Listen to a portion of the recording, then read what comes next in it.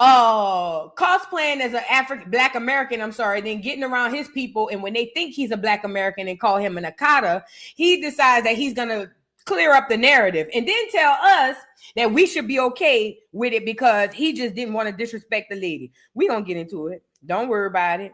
Don't even worry about it. And then we got reparations. A Ghanaian president is back up there again trying to fight. I don't know if he's back up there, but they did hold a panel talking about why Ghana should get reparations. And remember, according to you guys' story, because I don't believe it, but according to you guys' story, Ghana are the people who helped us and capture you and enslave you. For that alone, things should be just different. I'll say that for lack of a better term. Okay. Anyways, we got to get into the show. Shout out to everybody in the bed. I feel like it's something I want us to tell y'all. I do know we have Educational Friday today, so make sure y'all pull up for that. But other than that, I think we just gonna roll with it. If it's meant, it'll come back, like they say, huh? How they say when you're looking for a man and you want that nigga, what don't they say it like that? Don't the old women say, girl, let him go. Let that dog go, girl. If it's meant for you, he gonna come back. That's how I feel about the thought. If it's meant for me, it'll come back. Let's start off with big ears. Hold on, let me get him on here. So Barack and I fooled you niggas again. Michelle Obama. Barack and Michelle Obama has posted, I don't know if y'all seen this, about the Drewski skit. So y'all know Drewski went viral for making that skit about that clear woman, Charlie Kirk's wife, who's probably the vice president's mistress. I don't know it to be true. I'm just saying they might. That's what they said. That's what the clear people saying. I didn't say it. I don't even be in clear people business. You see what I'm saying?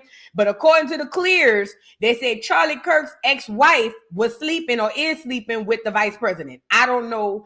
That's not why I'm here, though.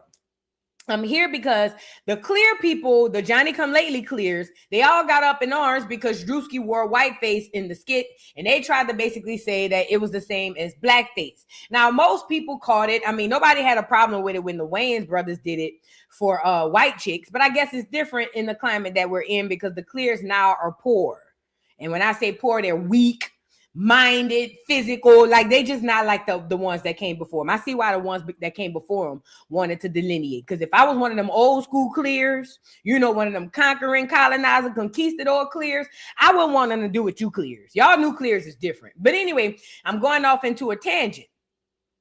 So he came out and spoke about it. Now remember, this y'all black president. This y'all black president. Not mine. This y'all black president. And look at what he has to say. Of course, he's going to take up for the clears. First of all, he's half clear.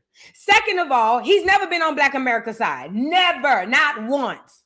But again, all Black America needs from this man is to come out and say a few things and it's cool. And you know, it just dawned on me too. I might be giving my people too much harshness on this. Because I realize it be a lot of cosplaying tethers that be blending in with us, acting like that's our president and we all the same. So it may not be all, a large number of us that still gets fooled by this foolery. And this man has never been on. Look at what he said about the skit. He says, Michelle and I saw the skit, and I have to say this is not the kind of humor we should be normalizing. Dressing up in a racial caricature, targeting a woman who is widowed and already living through enough pain, and calling it comedy does not elevate us.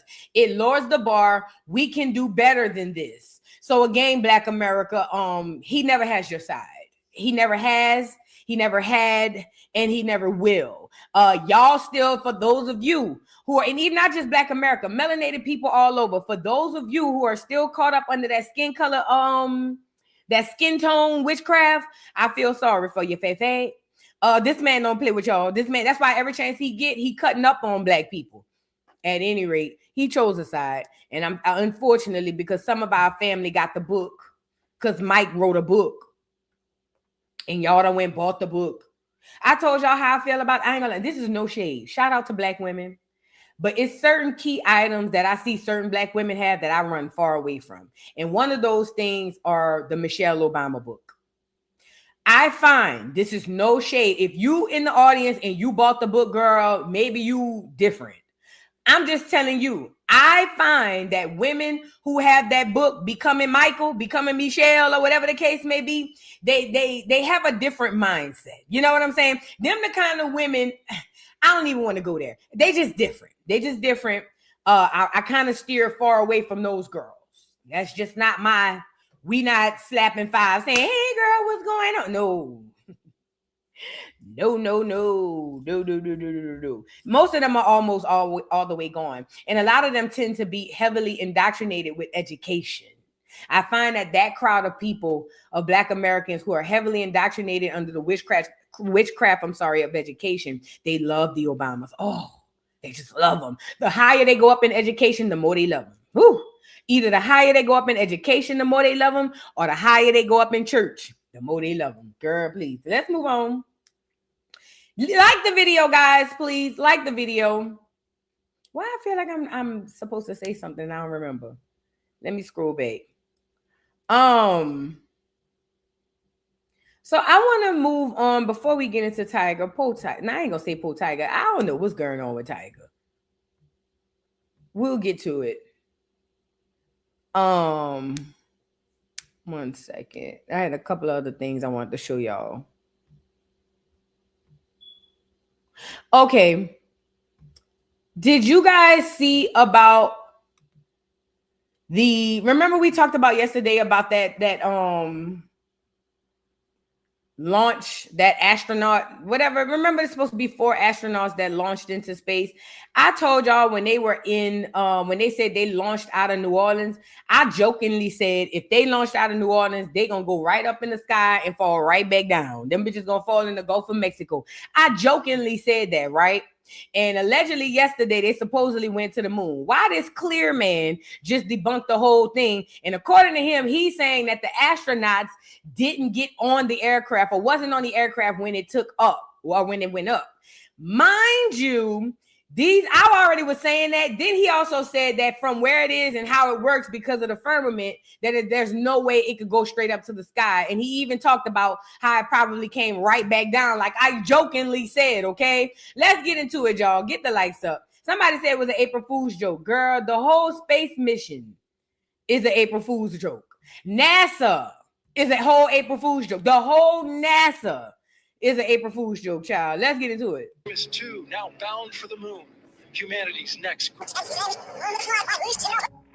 Look. Yup, that is exactly what you think it is. A zip line taking the astronauts off of the rocket right before it goes up and flies straight up and then down and lands in the ocean because they're not actually going to space. Good roll pitch. It's not real like you know it. There's a reason why the first moon mission since 1969 took place on April 1st of all days. It's because it wasn't even happening in the first place, because they cannot go to the moon, and they've never been able to go to the moon. The rocket flies up and then it falls straight down to the ocean. And the zip line took those astronauts straight off. That's why we didn't see them on the live stream at all. We just saw the crappy CGI picture of the rocket flying nowhere. We didn't even see the astronauts in the cockpit. It's ridiculous.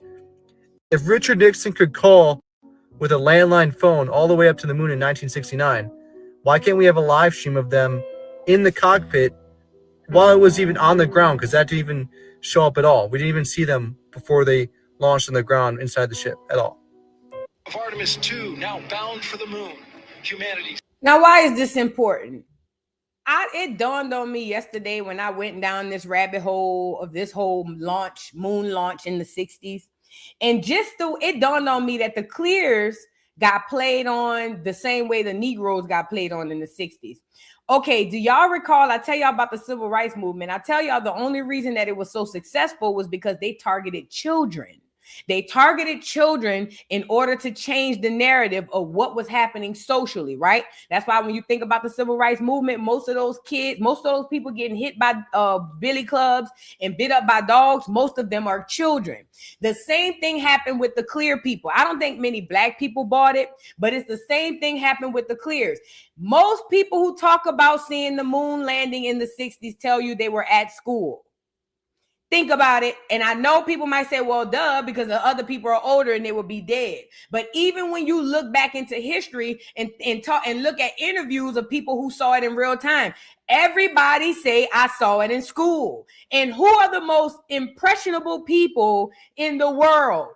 Children. Mind you, I don't need the adults at the time to believe it. They're going to say that it's crazy. But see, these generation of children that's coming up, I need them to believe it so that we can keep the production going. Does that make sense?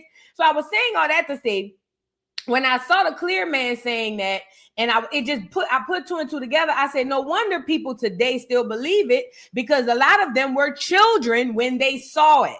It's no different from the first time you saw your first cartoon or something like that. It's the same thing, like, or your first superhero. Like, I remember when I first saw Cinderella, you couldn't tell me I wasn't her. I know it was weird because she was a clear girl with blonde hair and blue eyes, and I was a black girl and I was fake. But that don't worry about that didn't matter. In my mind, bitch, Cinderella was me and I was her, not physically, but I'm talking about in essence. Because as a child, that's how your imagination works. So what I'm saying is the reason why a lot of people today believe in the moon landing is because a lot of them are either were children when it happened, or they're the offspring of the children who saw it when it happened. And they tell it like as if it was real. But listen, it has been proven on many, many occasions that the moon landing was not real. Neil Armstrong even said it himself. Check this out. Look at Neil Armstrong when they asked him to put his hand on the Bible if he went to the moon. Your left hand on the Bible and swear to God that you walked on the moon? Gentlemen. Mr. Sarpo. Yes. If you really walked on the moon, why would you not do that? So why don't you just put the end to the record in the argument and put your hand on the Bible, swear to God you walked on the moon? Mr. Sarpo, knowing you, that's probably a fake Bible. Really? Well, no, it's a real Bible. You have the opportunity to have $5,000. The meeting is not open. Well, you have $5,000 cash. You can give it to charity if you swear on the Bible that you walked on the moon. Please I have the tape. That'd be fine. Why don't you swear to? Why not? Why won't you do it? So why don't you put your hand on the Bible and swear to God that you walked on the moon? Mr. Sarpo has made a fool of himself in front of the world. Mr. Sarpo, you do not deserve answers. Will you put your left hand on the Bible and swear to God that you? I want to say this happened in like the 90s. I remember being young seeing this. And remember, all I knew about the moon landing is what they used to show us in movies and on TV and stuff like that. But I remember seeing that this was the man, Neil Armstrong. For those who don't know about Neil Armstrong, this is the man, Neil Armstrong, who supposedly went to the moon before. He has done many, many interviews saying that that's not true, that we never really went. Him and other people have come out and said that it's a Hollywood production, which makes sense.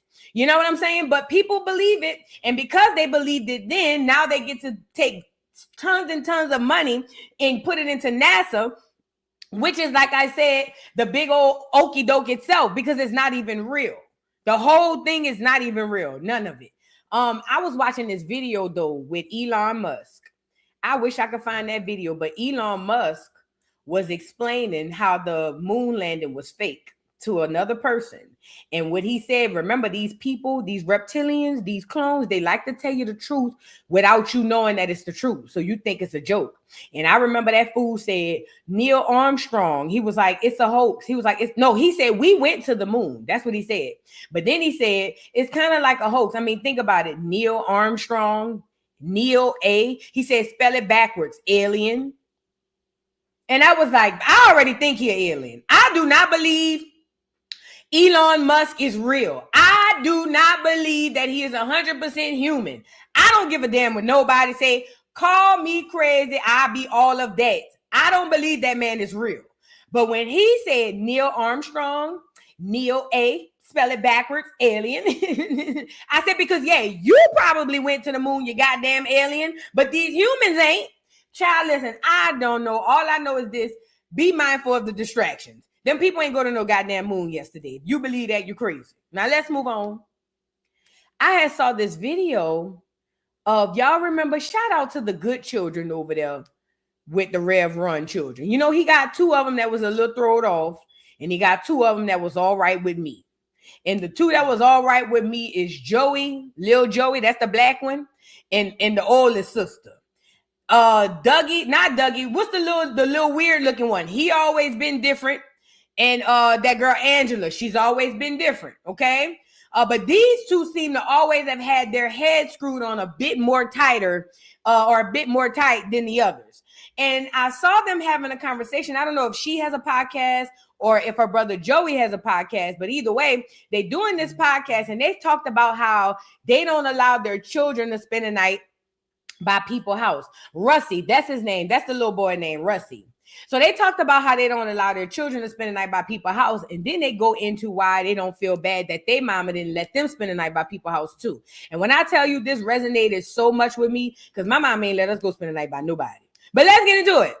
I don't even let my daughter do sleepovers. Like, it's just family sleepovers. Yeah, that's it. That's it. That's We're all. not doing sleepovers ever. Going to someone else's If house? you asking me, I ignore the question. Dad, can I sleep over? Yeah, so you want a Dairy Queen? What ice cream you said you wanted? Oh my I'm not doing God. It's so scary. But I used to be gone. Listen, at my friend's I have house. no offense to any other parent or anything out here, but I just don't know y'all like that. I don't know how you run your household. I don't know what's You don't know anything. Some people be having guns in their house. Jeez. Yeah. A lot of stuff that you don't think about, right? And you don't know what the kids are doing. When Come on. you know. Come on, you know what I mean? I was scared. Remember when I sent Ava to a sleepaway camp I with remember her that. school, Astro Camp, Yeah. and I was shook. I was praying. I had an air tag on I her. They remember were too. like no cell phones. I remember that. I'm like, this is crazy. I could never. It was so uncomfortable. Like, I was so uncomfortable for the whole 4 days that she was away. But it also that situation also helped me to let go a little bit. But I'm still not letting go. But I also think that was good because you also let her be her and find I was her scared. personality. Remember, I was calling mommy. I was just like, oh. I was scared for you, but I knew that she was gonna be fine. I remember I was saying like, "Damn, that's crazy." Yeah, she was zip lining out there. She was having the time of her But life. that creates though. character, you know, and I think that's also what created us in character was, you know, we were able to be outside a little bit more. Like I said, I don't know if they have the pod together, but I think that's a good conversation to have because I know back when I was growing up, I couldn't spend the night by everybody's house. I can count on one hand the amount of people and still have fingers left over. If it wasn't by this person I used to know back in the day that I went to school with or my grandma, I couldn't spend the night by nobody's house. That's it. And the person who lived around the corner from us, my mama or my daddy would be around there anytime they was ready to come retrieve me. You feel me? That's the only reason I think my mama let me go around there is because she was around the corner. And when she was ready to retrieve me, she'll send my dad around there on his 10-speed bike. And he come around there and say, get your ass on home. And I had to do what? Get my ass on home. You see what I'm saying? But I'm saying all that to say, I at the time, I thought my mama was being hella mean and strict. But listen, growing up, becoming an adult, when I tell you, if I don't thank her for nothing, I thank her for that. The amount of abuse that happens when children are spending the night at each other's house is insane. I've heard so many stories that happens at the sleepovers, that happens at because like Joey said, the way you run your house, not going to be the way I run my house. See, in my house, my children might have to go to bed at 9. In your house, your children may be able to run the streets till 4 a.m. You see what I'm saying? So everybody different. Girl, yeah, my daddy had a 10-speed, girl. It was so embarrassing. Oh, it was so embarrassing. Bad enough we was Jehovah's Witness. The whole hood was ribbing us, girl. Oh, you had to be there. Oh, girl, they used to wait to catch us, get our church clothes on before we go to church. Girl, then they'll come ribbing us, girl. Especially God forbid we see them in field service. It was a time. But let me tell you about my daddy on the 10-speed. My daddy had a bike. Now, my daddy had a truck. He had a boat, but he also had a bike. My daddy had 18-wheelers. He had a Explorer truck. He had a boat, and he had a 10-speed. And that nigga did not mind hopping up on that bitch. Do you hear me? My daddy will hop on that 10-speed. And that's the worst part. Everybody used to know it was him when he was coming. Girl, soon as that nigga spin the block. Oh, there you go. Now you got to go outside. And this was my daddy words. Say, bruh, they going to have to check you later, bruh. That was my daddy's favorite words, bruh. Every time he came to pick us up. Hey, bruh, they going to have to check you later, bruh. Yeah, bruh. They gonna have to check you later. Man, I used to be so embarrassed, bro. Man, I used to be at home crying in the bed because I know when I get up in the morning, I ain't going to hear the rest. Man, I used to be so mad. But anyways, now that I'm a grown woman, I thank my daddy for coming around there saying, get y'all crazy ass around back here by this house. Because, baby, listen, everybody don't raise their children the same. Everybody's different. And I think that it's best that y'all keep y'all children close. I'm just saying, keep your children close in 2026, baby. You been to let the child spend the night. In today's time, you can't even let them spend the night by the cousins. You can't even let the children go by the cousin's house. It's crazy in 2026. Ooh. Can't even let them go by the cousins. Let's move on. Now, I want to get into... Should we do...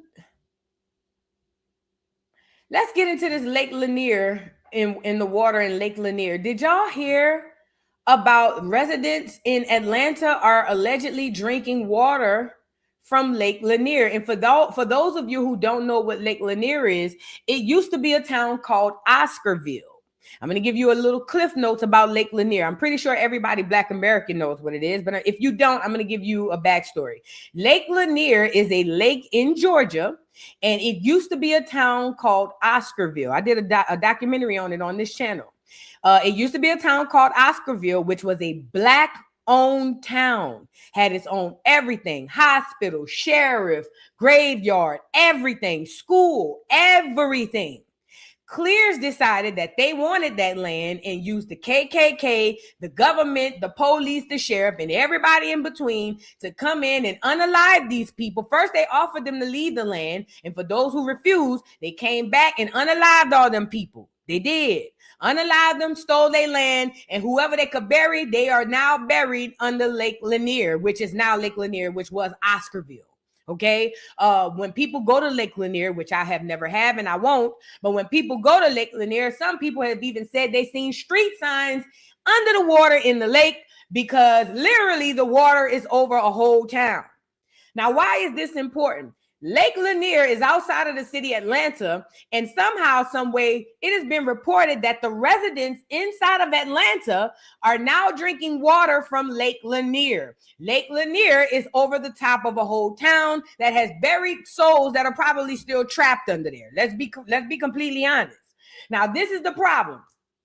Number one, it's a ritual. Well, number one, it's people drinking lake water from dead people. But on top of that, you're doing another ritual. I spoke to y'all about this when we talked about the McDonald's CEO, and I told y'all they'd be putting dead bodies and stuff in the burgers and in the fast food. And y'all said, well, Vu, that doesn't make no sense. And I said, I can only assume that it's some sort of ritual. Basically, we have to partake in it as they do in order for the ritual to go well. Same thing with communion, drinking my blood and flesh of my flesh and lick my blood and all of this stuff. It's all rituals to keep these people in power. And it would not surprise me if somebody up at the tippy top, something up at the tip top said, yeah, we need more ritual, run that water in through the city. Okay. Now we're going to get into the video, but be mindful, just because this is Atlanta doesn't mean it's not happening in in New Orleans or Chicago or Miami or, San Diego or, or New York or Baltimore. They only show you one city, but I promise you it's more than one. Let's get into the video. Like the video, y'all. Governor Kemp, you need your ass whooped for this one. Check this out. A major source of drinking water for Metro Atlanta, but lately many of you have noticed a foul odor and a bad taste. Kansas Brian Bims is live along Lake Lanier. I am standing next to the water intake site for the city of Gainesville. This is where the city draws water from Lake Lanier and sends it through those pipes, then off to the plant to be treated, then to homes and businesses. The city hopes it found something to provide relief from foul tasting and smelling water. There has been something in the water around here for some time. It's called Oscarville, Georgia. Great. Because how dare you? How dare you? Now, a lot of people are not aware of the history of Oscarville and Lake Lanier. But there's a very big reason why people end up dying when they try to go on Lake Lanier and have a good time. It's a haunted lake, because what they did is they pretty much put the lake on top of a whole community of Black people that were racially targeted.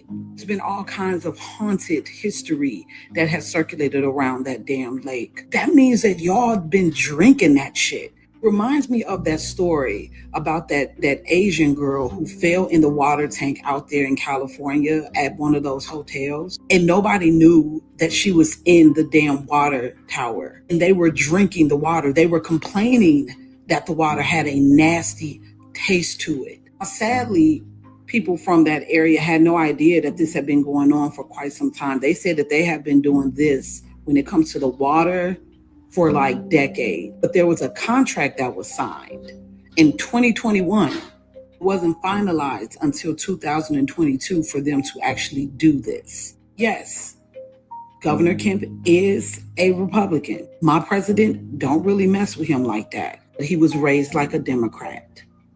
Them Southern Democrats are dangerous. Dangerous. Quiet as kept. He's the only Republican governor that wasn't a Democrat formally. So 9 times out of 10, he ran as a Republican because that was the only way that he would be able to win. Way too much competition in the Democrat Party when it comes to running for offices.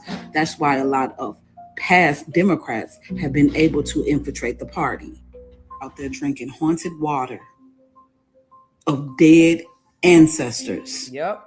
Dead people who have drowned in that lake. That is, I would sue. I would fucking sue Governor Kemp. You need your ass. She's right. Let me say this. As far as suing, she's absolutely right.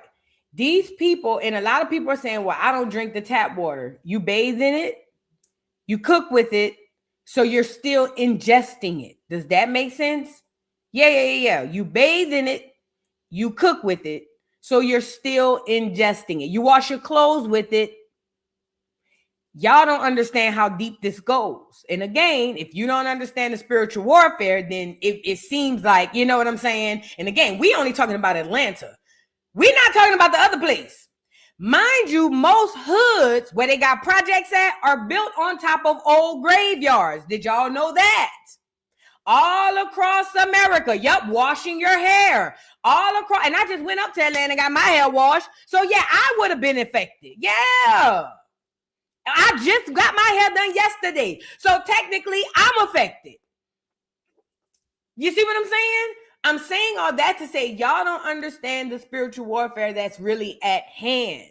And y'all looking at it like, well, as long as I don't do this, we good. Them people not doing this stuff for nothing. And everything they do have multi-level reasons behind it. The fact that these people inside of Atlanta are drinking this water is sick. And do you want to know what's worse about this? What's worse about this is the people inside of those cities are so brainwashed that even if you told them, they would not want to switch that up. I could put my neck on a fucking chopping board.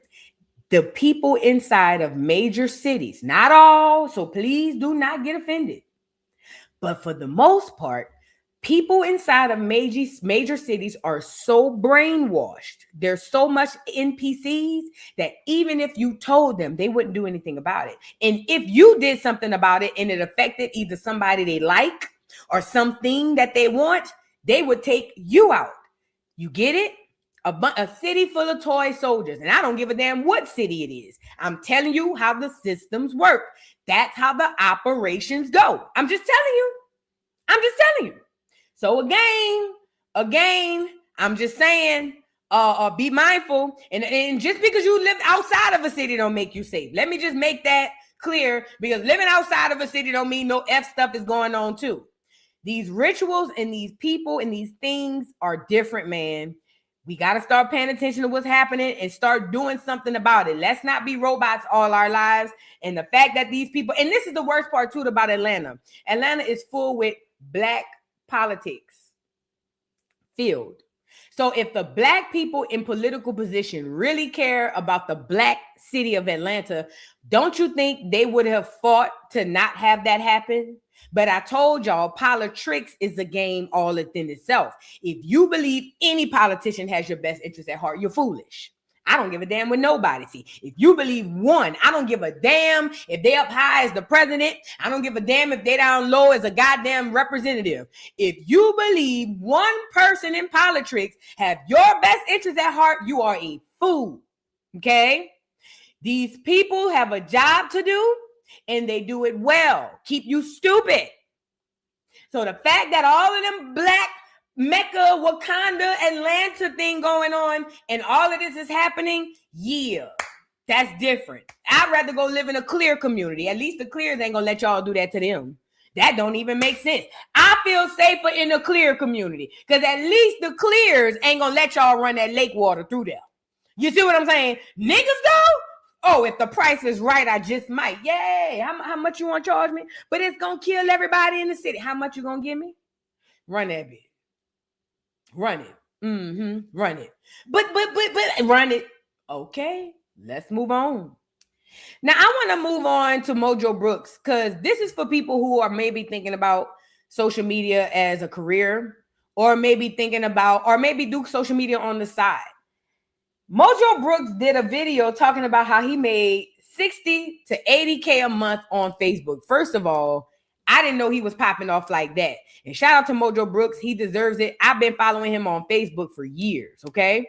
But he made a point, or a few points that I want to point out to some of y'all who may not be privy to this. Now, when I came on YouTube, I'm gonna be honest, literally nobody that was sitting at the top was helping nobody at the bottom come up on YouTube. Wasn't nobody on here saying, hey, y'all, if y'all want to be a content creator, this is what you need to do. Wasn't nobody on here saying, hey, y'all, if y'all need help, let me know. Wasn't nobody on here saying, hey, bruh, I see you struggling. You a black content creator. Let me come help you. Nobody said that.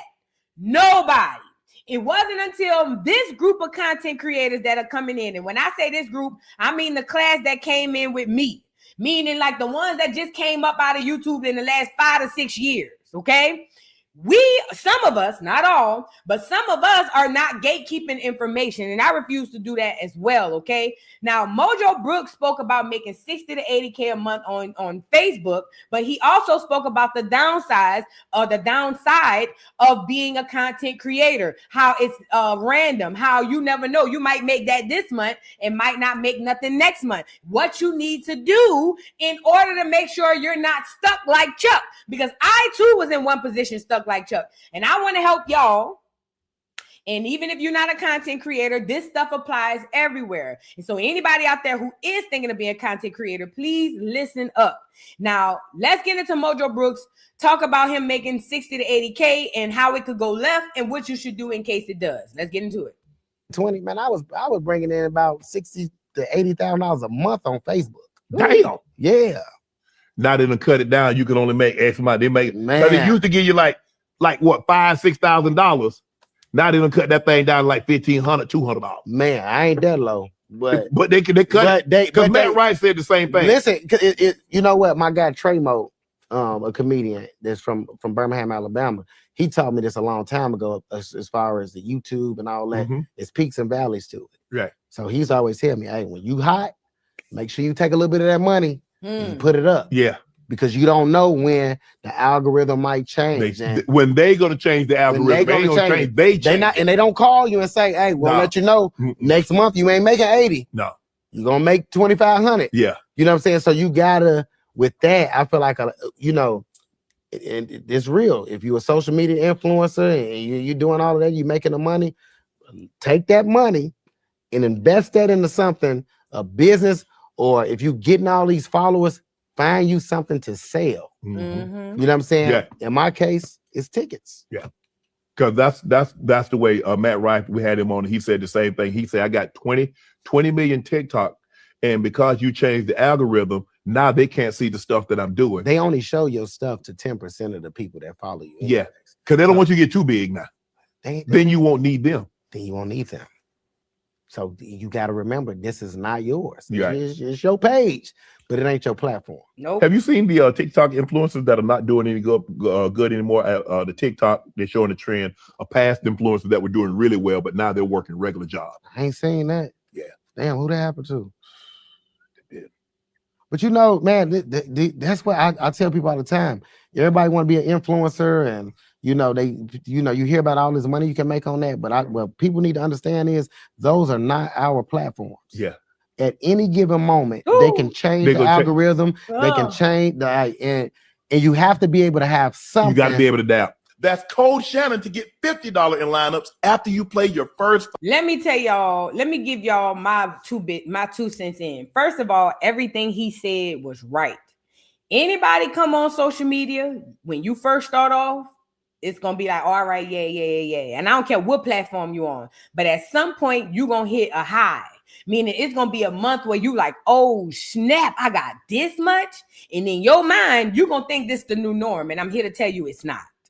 And this is what I believe the social media people do in order to get you sucked in on continuing to make content so that they can make the most money off of it. Because what happens is it's almost like a gambler. You start chasing that. And what YouTube and all these other social media platforms will do is play with you down to the ground. Algorithm, gone. Shadow ban, yay. You see what I'm saying? Demonetized, yup. Community guidelines, oops.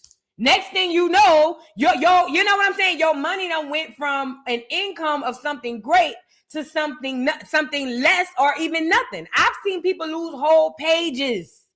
And people just looking at it like, okay, who cares? It's just a social media page. Not when that page puts out tens of thousands of dollars a month. Are you insane? Okay? This is what I find to be the issue. Most people get that money and they treat it like I did when I was making all that money waiting tables on Bourbon Street. I know when I worked on Bourbon Street, I was making $200-300 a night. Girl, you couldn't tell me nothing. Bald like a dog. And then when I quit the job, I realized I ain't had 2 nickels to rub together. Why? Because I thought the money was coming in so fast, I could spend it fast. So when I got fired and I looked down in my pocketbook, I was broke. That's the same thing happened in real life, especially with social media. You get hooked up on the fact that the money coming fast and you start living. You ain't putting together no paperwork. You ain't getting your taxes in order. You ain't doing none of that. And then all of a sudden, some random Monday you chilling, you get an email saying, oh yeah, fat, we taking you out. Or you find out you shadow banned. Or all of a sudden this month's check is drastically decreased.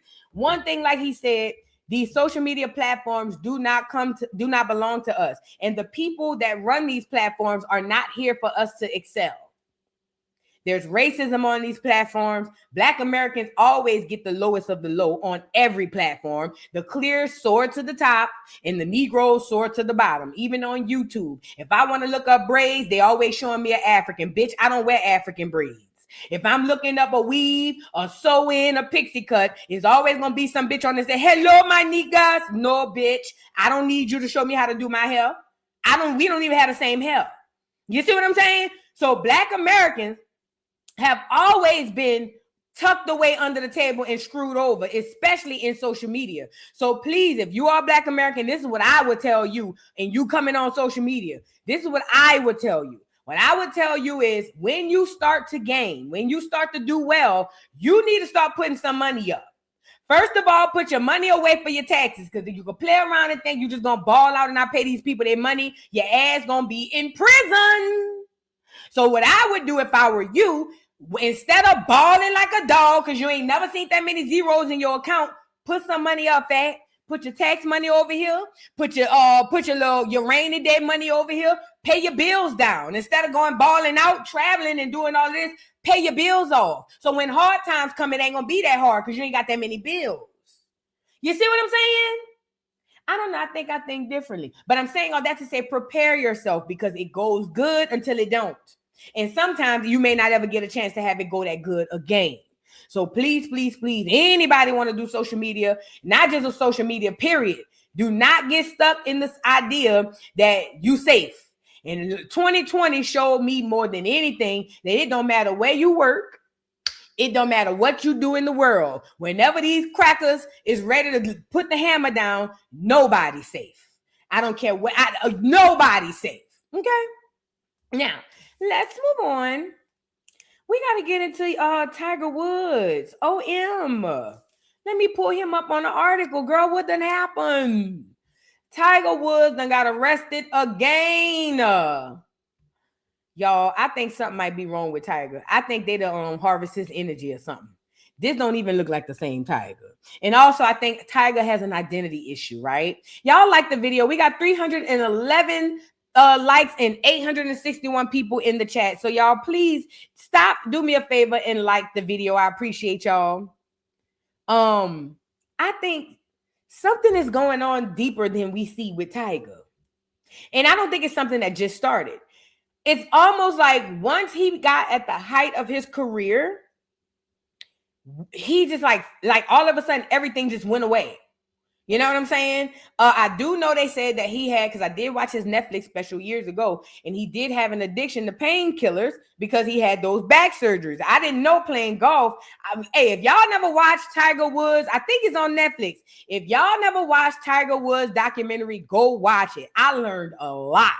Okay. Some knowledge gives gratitude. Say he just a pillhead and an alcoholic. Yeah, for lack of a better term. But I'm gonna tell you something. Watching that documentary, I get it. I ain't gonna lie. If I was him, I'd probably be a pillhead and an alcoholic too. The nigga back pains and his back is so messed up from swinging that damn thing. I had no clue. I'm thinking that's probably the least stressful sport on your body. Shit, apparently standing up at that golf thing doing like this for years would tear your ass up, child. Tear you up. So much so they say his back pain was ridiculous. But anyways, learning about that, learning about his addiction, of course, then you add the liquor and all of that, then there's your demon. But I feel like something deeper happened here. He already has an identity crisis. He is half Black American. He's half Black American and half Asian. So that means half of his ass belongs to us. In my opinion, it could be the ancestors tapping his ass, because remember he came out and denounced Black America. And I'm not saying that he has to claim Black, because he is biracial. And I think that should be talked about. But it wasn't just what he said. His energy, everything Tiger did was to separate himself from us. And I think the universe and the ancestors might be tapping him behind that. Because nigga, what? Like, I get it. You feel what I'm saying? You got them little clears in you and whatnot. You got a little soy milk going on here. But what you're not going to do is act like it wasn't us that got you here. Because let's be clear. There's no clears or no Asians that are topping any sport. Say what I said. So the part that got him where he's at is the nigga side, okay? And the fact of the matter is, and again, this is just me speculating, I think that's one of the things that could possibly be going on with this child. This is grown-ass man, with this man, because why does he keep having all of these DUIs? Like, what is really happening to Tiger Woods? Now, let me pull up this article, because I want to see what exactly happened on this particular DUI. Hold on, Tiger, poor Tiger. Oh, Lord, Tiger. You need to pray, Tiger. Drop to your knees. Drop down and put your eagle on, Tiger. Talk to God, boy. Hold on, let me get him on here. Tiger Woods arrested. Lord have mercy, child. Tiger. Okay, let's go to Fox News. It says Tiger Woods utters sarcastic 3-word remark after getting placed in the back of a cop car during DUI arrest. Body cam footage obtained by Fox News Digital shows Tiger Woods appearing drowsy, sweaty, and simply out of it when he was arrested on DUI charge last Friday. Woods crashed into another vehicle, resulting in his 2025 Range Rover to turn onto its driver's side. Roughly 2 hours after escaping through the passenger side door with some assistance, he was placed in the back of a cop car. It was not his first time Woods was placed in custody for driving under the influence, also doing so in 2017. Unfortunately for Woods, the back of the cop car was unfamiliar territory, and moments after he was placed in the car, he simply uttered 3 words. "This is fun," he groggily and sarcastically said to himself. Woods was placed in the vehicle after failing a field sobriety test taken after he showed signs of impairment and was lethargic. He blew triple zeros in a breathalyzer, but after he failed to submit a urine test, he was hit with another charge.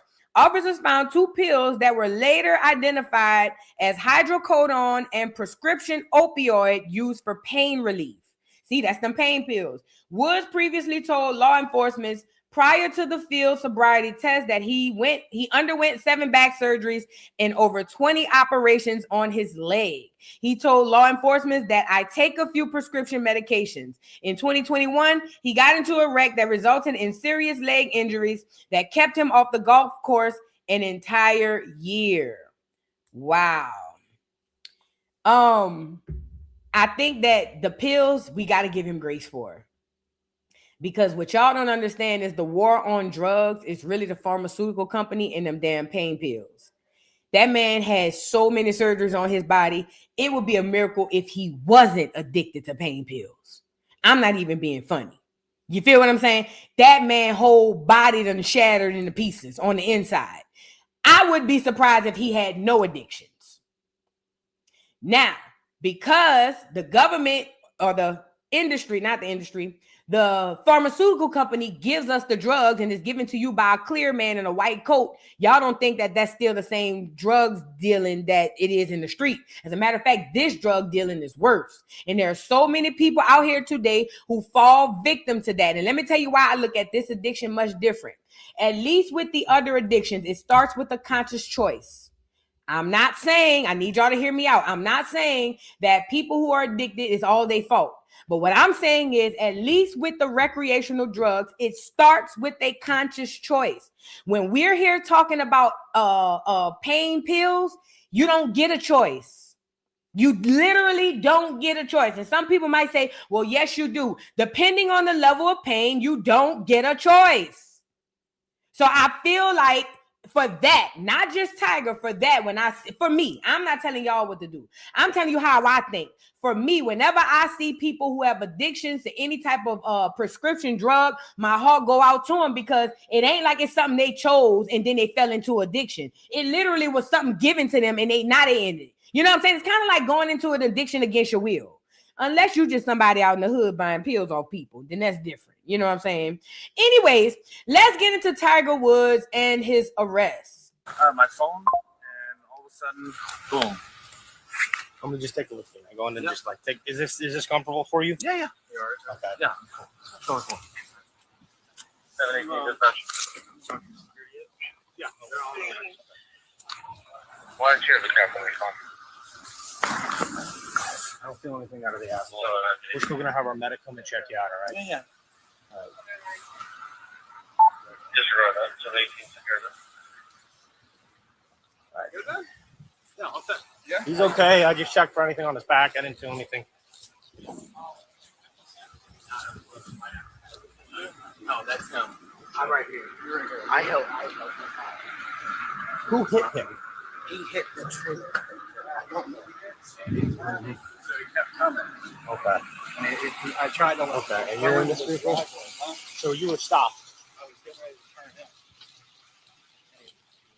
Fast. I don't think he was looking. That's the thing. Yeah. Are you okay? Yeah, I'm fine. It hit the trailer. Damn. I don't know if I'm gonna. I gotta take this tire. I don't even know if I can drive it out of here. Right? Yeah. I don't know. Yeah. I can try to get I'm gonna block all this. Yeah. Tell that biker he's gotta go the other way. You're gonna have to go back around. Yeah, everybody.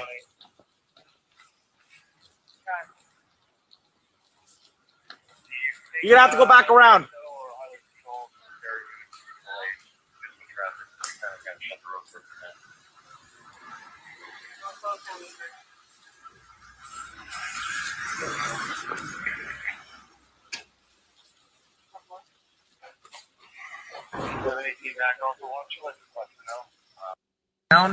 My phone, and all of a sudden. Hold on, I got another video.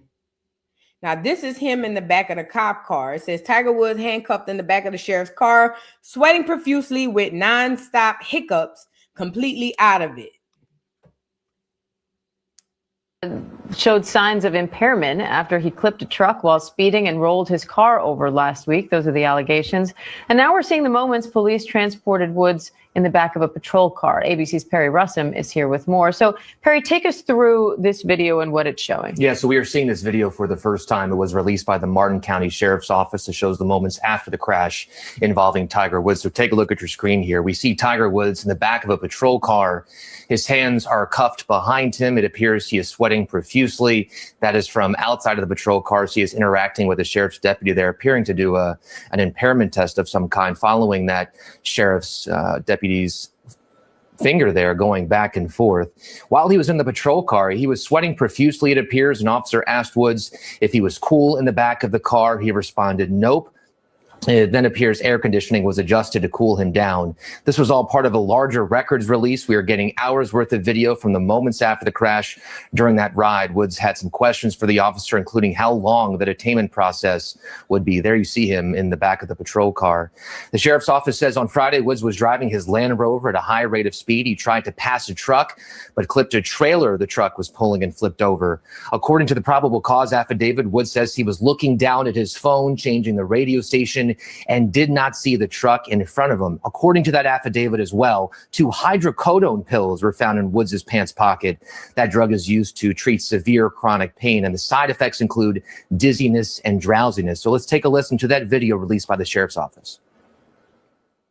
So at this time, I do believe your normal faculties are impaired, okay? And you're under that unknown substance, okay? So at this time, you're under arrest for DUI. Yes, sir. So nobody was injured in this crash. We know Woods took a breathalyzer test, which he passed. He refused to take a urine test. That is typically used to detect drugs and medication. His charges include driving under the influence. He has pleaded not guilty, Diane. Oh, so he passed the breathalyzer. So he wasn't drunk. See, DWI and DUI are different. From what I remember, DWI is driving while intoxicated, and DUI is driving under the influence. The influence could be anything. They say he took the breathalyzer and passed. That would mean it was the pills. But again, it goes back to what I said about people who are addicted to prescription meds. That man had to go get that med. He had to go get the surgery. He had to. With 20 surgeries, over 20 surgeries, and I didn't even know about the leg surgery, so them is new to me. Man, come on, man. Now, I'm not saying he right, and I'm not giving him no pass because he got too much money, and he damn sure could have went in there and had somebody come pick him up and drop him off. However, I'm talking about the addiction piece of it. He wasn't drunk. He wasn't drunk. The man, he was on them pills. He was on them pills, man, and they prescription pills. This is the worst part. He got to go to the doctor. Well, they rich. He probably knows somebody.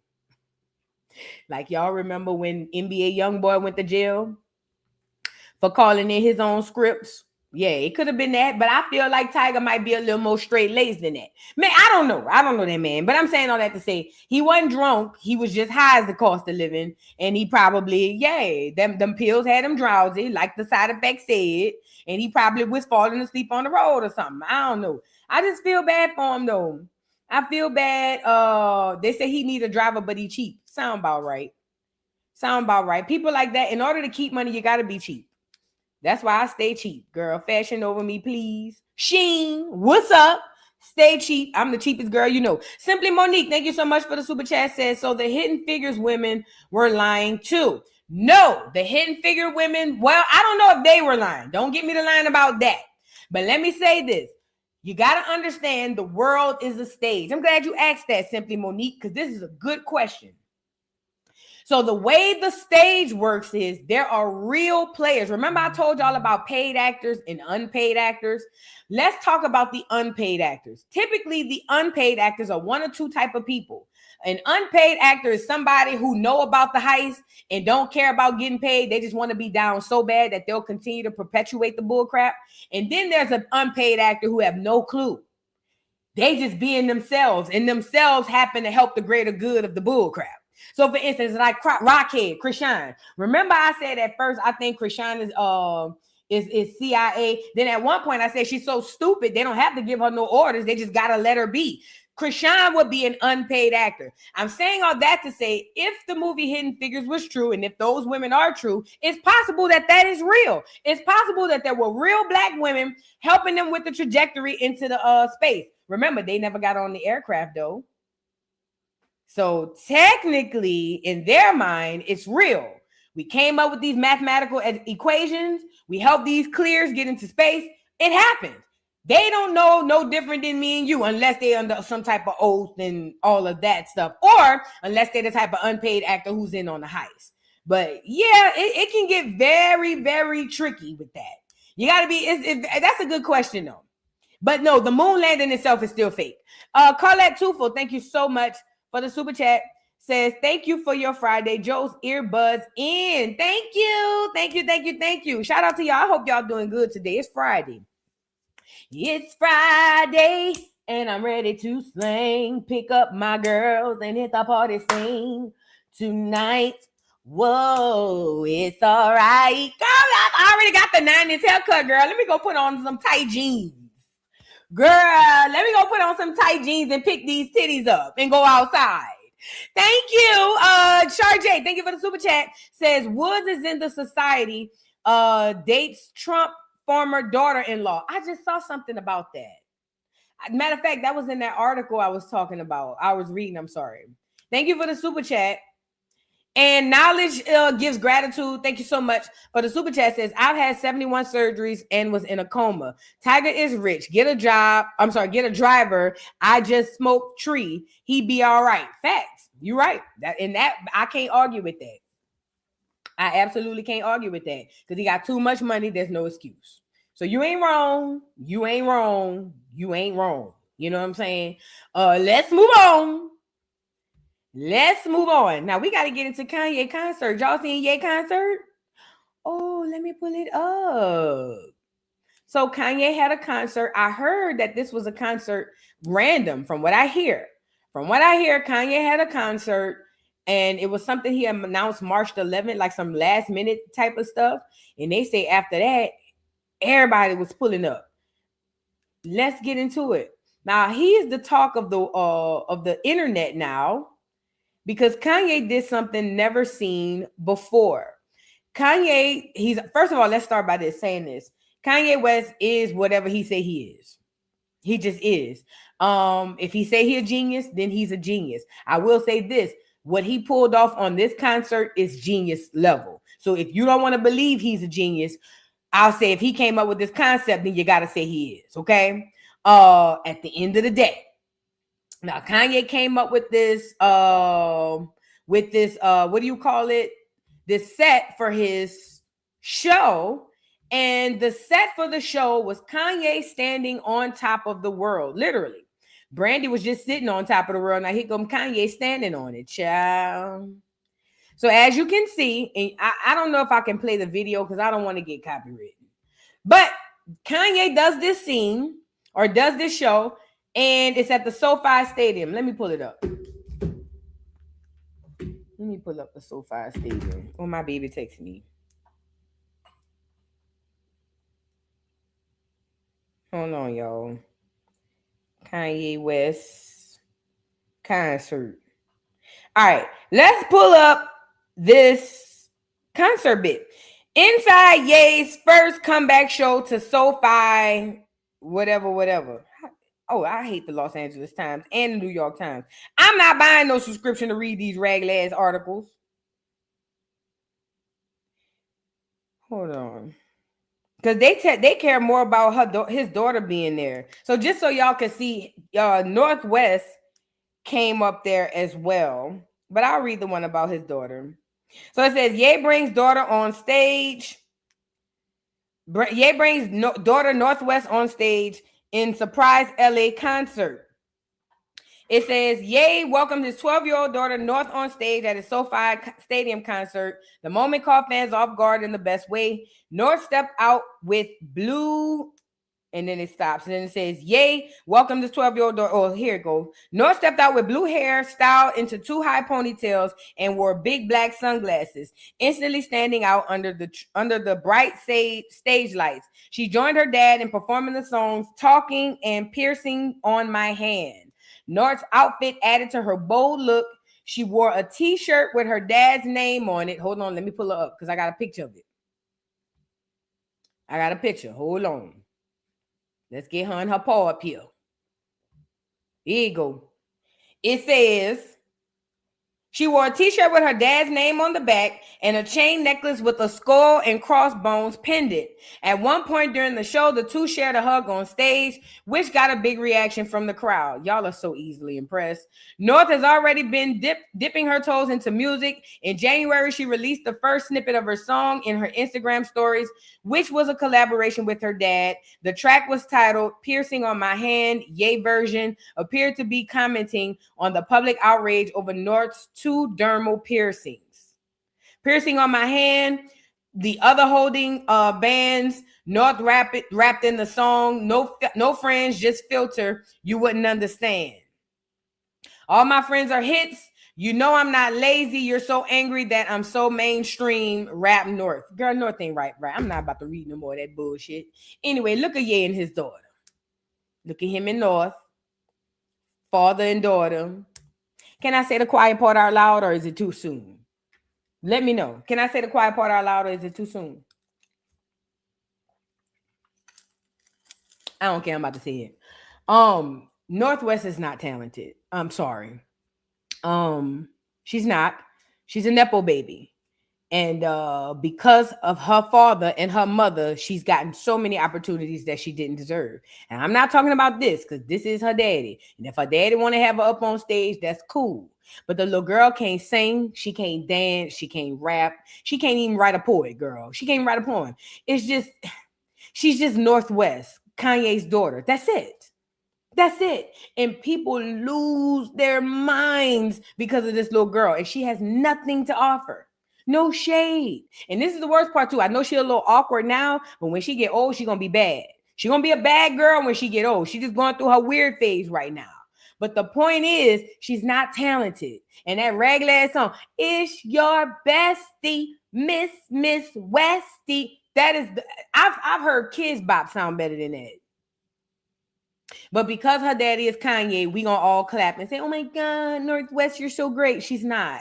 And I'm not saying that she's not great. I'm saying her talent-wise, she's not. She's just not. I had to say it. I'm sorry. But anyways, Ye and Northwest was on stage, and like I was showing y'all earlier, this is what it looked like. Check it out. Let's see if I can play a little bit. Look at Ye. Walking on top of the world. Look at him. It's storming, raining. The people in the crowd getting all of their rituals in. Look. I ain't gonna lie, that bitch fire. I'll say this. This puts to shame Beyonce. This damn show puts to shame Cardi B. This shows y'all, at least I'll say this. Kanye ain't got a whole bunch of backup singers. That means the people are there for the visuals and the music. All these other concerts y'all go to is nothing but, it's about everything but the music. And when I tell you, if you're a huge fan of Kanye's music and you go into a concert like this, this has to be an experience you had to be there for. You know what I'm saying? Now, this is a concert.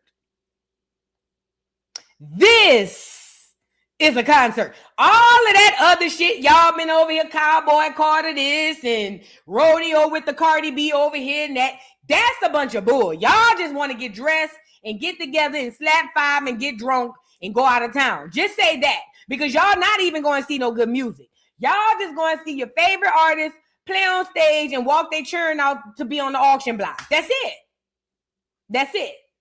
This, personally, in my opinion, is true creativity. The thought process that had to go into him saying, I want to be standing on top of a globe. And this is one thing I saw too. This a dope shot too. Y'all see this?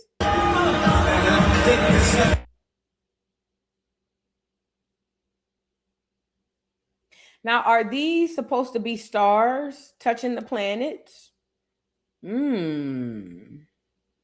Are these supposed to be raised from the stars? Could these be star seeds being put down on the planet? I don't know. There's so many things I could see. But like I said, if you want creativity, This here right here is it.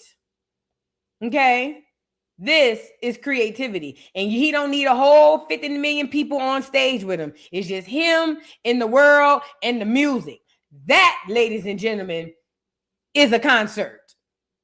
Okay, that's what you used to go pay to see. See, when what's that boy name? When Michael Jackson used to do his concerts, people used to think that he was just sold out because he was popular. No, you literally was in a whole new world when you walked in that man concerts. And I never got to see none myself personally. That's one thing I do regret. If I could have seen a Michael Jackson concert, I would have. But let me tell you something. From what I used to see on TV, let me tell y'all, man, when you step inside of that, them people be in a whole new world. I would pay for that. I would definitely, without a doubt, pay for tickets to go to that concert. I wouldn't want to be in. I was about to say I wouldn't want to be in the nosebleed, but actually the nosebleed probably is the best seat in the house. The nosebleed is probably the best seat in the house, okay? But anyways, I would definitely pay for this concert because it's worth it. It's not a bunch of bull. Let's get him in, what's that little girl name? In North performing. Let's get into it a little bit.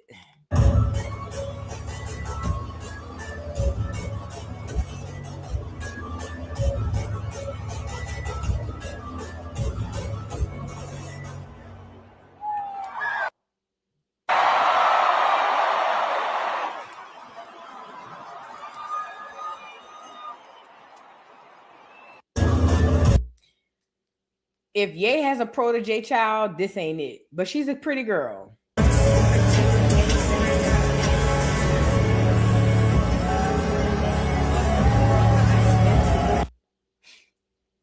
My nigga, the bar is in hell. I'm not talking about Kanye. I'm talking about us applaud. Like, if this was back when I was in school, she wouldn't have even made the cut to be in a talent show. Like, she would have came in like that. They would have said, next. But she's Northwest, so I guess anything she does is fire. Because she's Northwest. At least she covered up.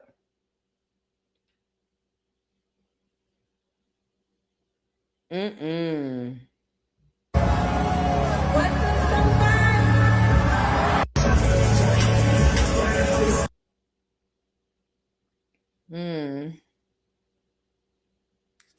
Yeah.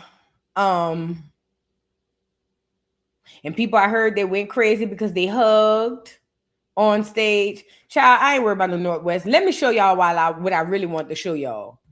Let me show y'all the angle from which I want to show y'all so I can talk about what I see in his performance, in his stage presence, and the stage itself. Hold on.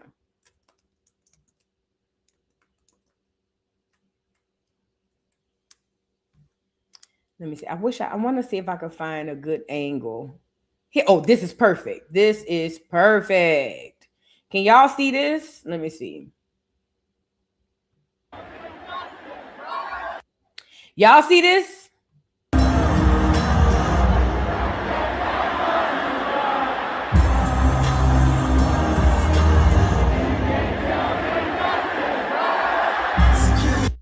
So look at this angle and look at Kanye and look at the stage. First of all, I've never seen anything like it. I've never even seen that drawn on anything. You know what I'm saying? The concept for him to say, I want to be, when I do this concert, I want to be standing on top of the world. Like literally, like I want an actual globe coming out of the ground, spinning with the sun, the moon, and the star. Like, who comes up with this? You got to have genius level mind to come up with even this concept. And not only to come up with the concept, to execute it. Hey man, I listened to, what's that dude from the Yin Yang Twins? Not the weird looking one, the slim one. He did an interview on I can't remember that dude podcast, but he was on the phone and there was something he said that stuck to me. And it stick to me. I tell it to myself all the time. He said, The problem in today's society is everybody the same. Everybody want to look the same. Everybody want to be the same. He said, man, if you want to make it, you got to be an alien. Kanye West is an alien. And when I say alien, I don't mean an extraterrestrial in the sense in which you know it. I mean, you have to think like nobody else thinks. You have to feel like nobody else feels. You have to look like nobody else look. When everybody following this trend, you got to not only go the other way, you got to have an alternative trend. That's the mind of a person who lives in genius level mentality.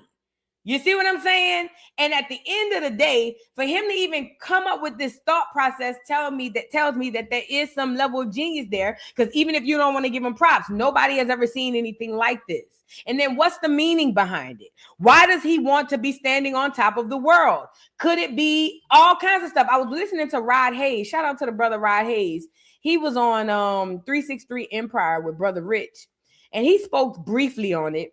And he was talking, I want to say he said something about it could be symbolism of, basically him in some level. I don't want to lie and mess his words up. But I'm saying all that to say, I can tell you for me, I think that him wanting to be on top of the world, he already thinks of himself as a Messiah. That's why he calls himself Ye, right? Or Jesus. He already thinks of himself as a Messiah. So maybe in Kanye's world, and I'm not calling him crazy, maybe in Kanye's world, he does have a plan to do something to make change in the world. I don't know.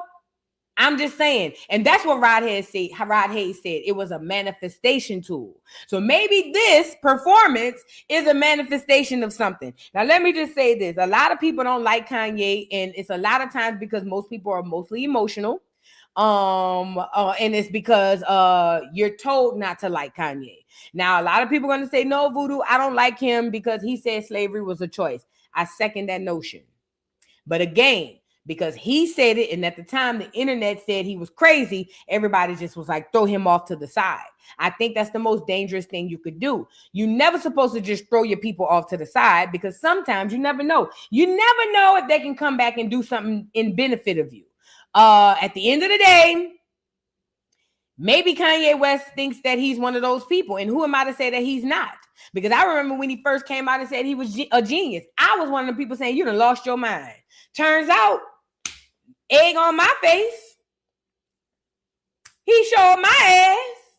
You see what I'm saying? So I'm saying all that to say, I think that it could be a manifestation tool. It could be him maybe with some symbolism out to the industry, because they don't mess with him. I don't know. They had one of his lyrics that was saying, I married a white wife or something. It was something crazy. I saw people talking about it. Let me see if I can pull it. Hold on. Let me see. I know what to do. Hold on. Let me show y'all. Look at how pretty that look. That look pretty.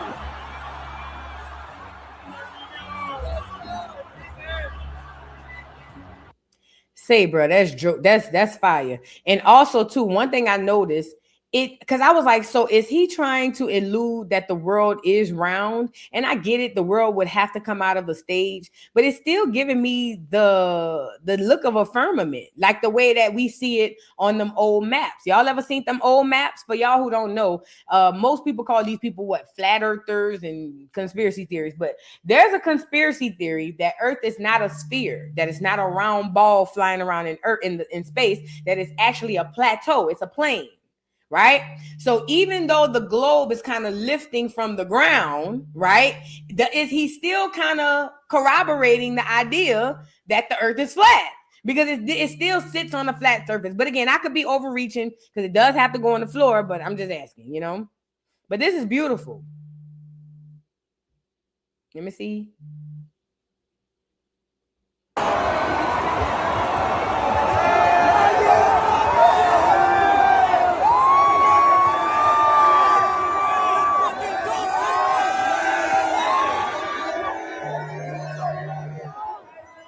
I told y'all I waited on Kanye West back in the day when he first started popping.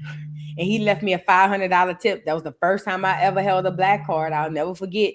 He walked in super awkward with a hoodie on, and he went all the way to the back. I was working at Copeland's on Veterans. Nigga could play with me if they want sweet fire and ice. I'll never forget it. And that nigga came in there looking crazy. He sat in the back, and he was such a nice person, but he only wanted a black waitress. He told the person at the front, I need my waitress to be black. And they put him on me. I'll never forget. But anyway, at the end of the day, I think what Kanye West did is dope. And it's something that we've never seen before. Nobody has ever done it. And all of the girlies that are running around here acting as if they doing such a big one on the show, on their shows, you're not. Cardi B, even Beyonce, you're not. The talent not adding up to the fact that y'all not even giving them people a good ass show. And the music ain't all of that. Okay? Y'all have something to look up to. But they ain't gonna try to do all that. Who knows? Cardi B got enough money. She might get somebody to stand her on top of Puerto Rico. Where's she from? Dominican Republic. She might get somebody to draw up a map. You know, Cardi B is a conquistador for real, in real life. Everything she sees somebody else do, she turn around and do it. That's what a conquistador is. A colonizer. So I'm pretty sure she'll find somebody to put her on a map of Dominican Republic, and her culture, couture, creation, and collections gonna be sliding around that bitch like a guy. Her culture, couture, creation, and collections gonna be running back and front through that bitch, and everybody, oh my God, it's so amazing. Cardi's so fashion forward. She's so innovative. No, she's not. She's a conquistador. That's what they do. They steal. They rob, steal, kill, and destroy. Okay? I'm not gonna let y'all do it, but she'll be on top of Puerto Rico tomorrow. She will definitely be standing on top of Puerto Rico tomorrow. Okay? I don't know what y'all seeing that little girl. Let's move on. Cardi is very lame. Cardi is... Girl, let me shut up. Shut up, Vu. Use your mouth. Shut up, girl. That's your problem. Your mouth. Shut up. All right, Vu. Girl, let me shut up.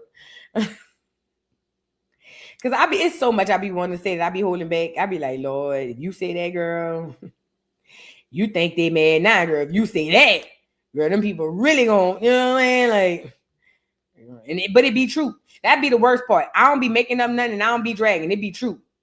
Y'all seen these black Mexicans? Remember I told y'all the true black people in Mexico are black like you and me. Y'all seen this?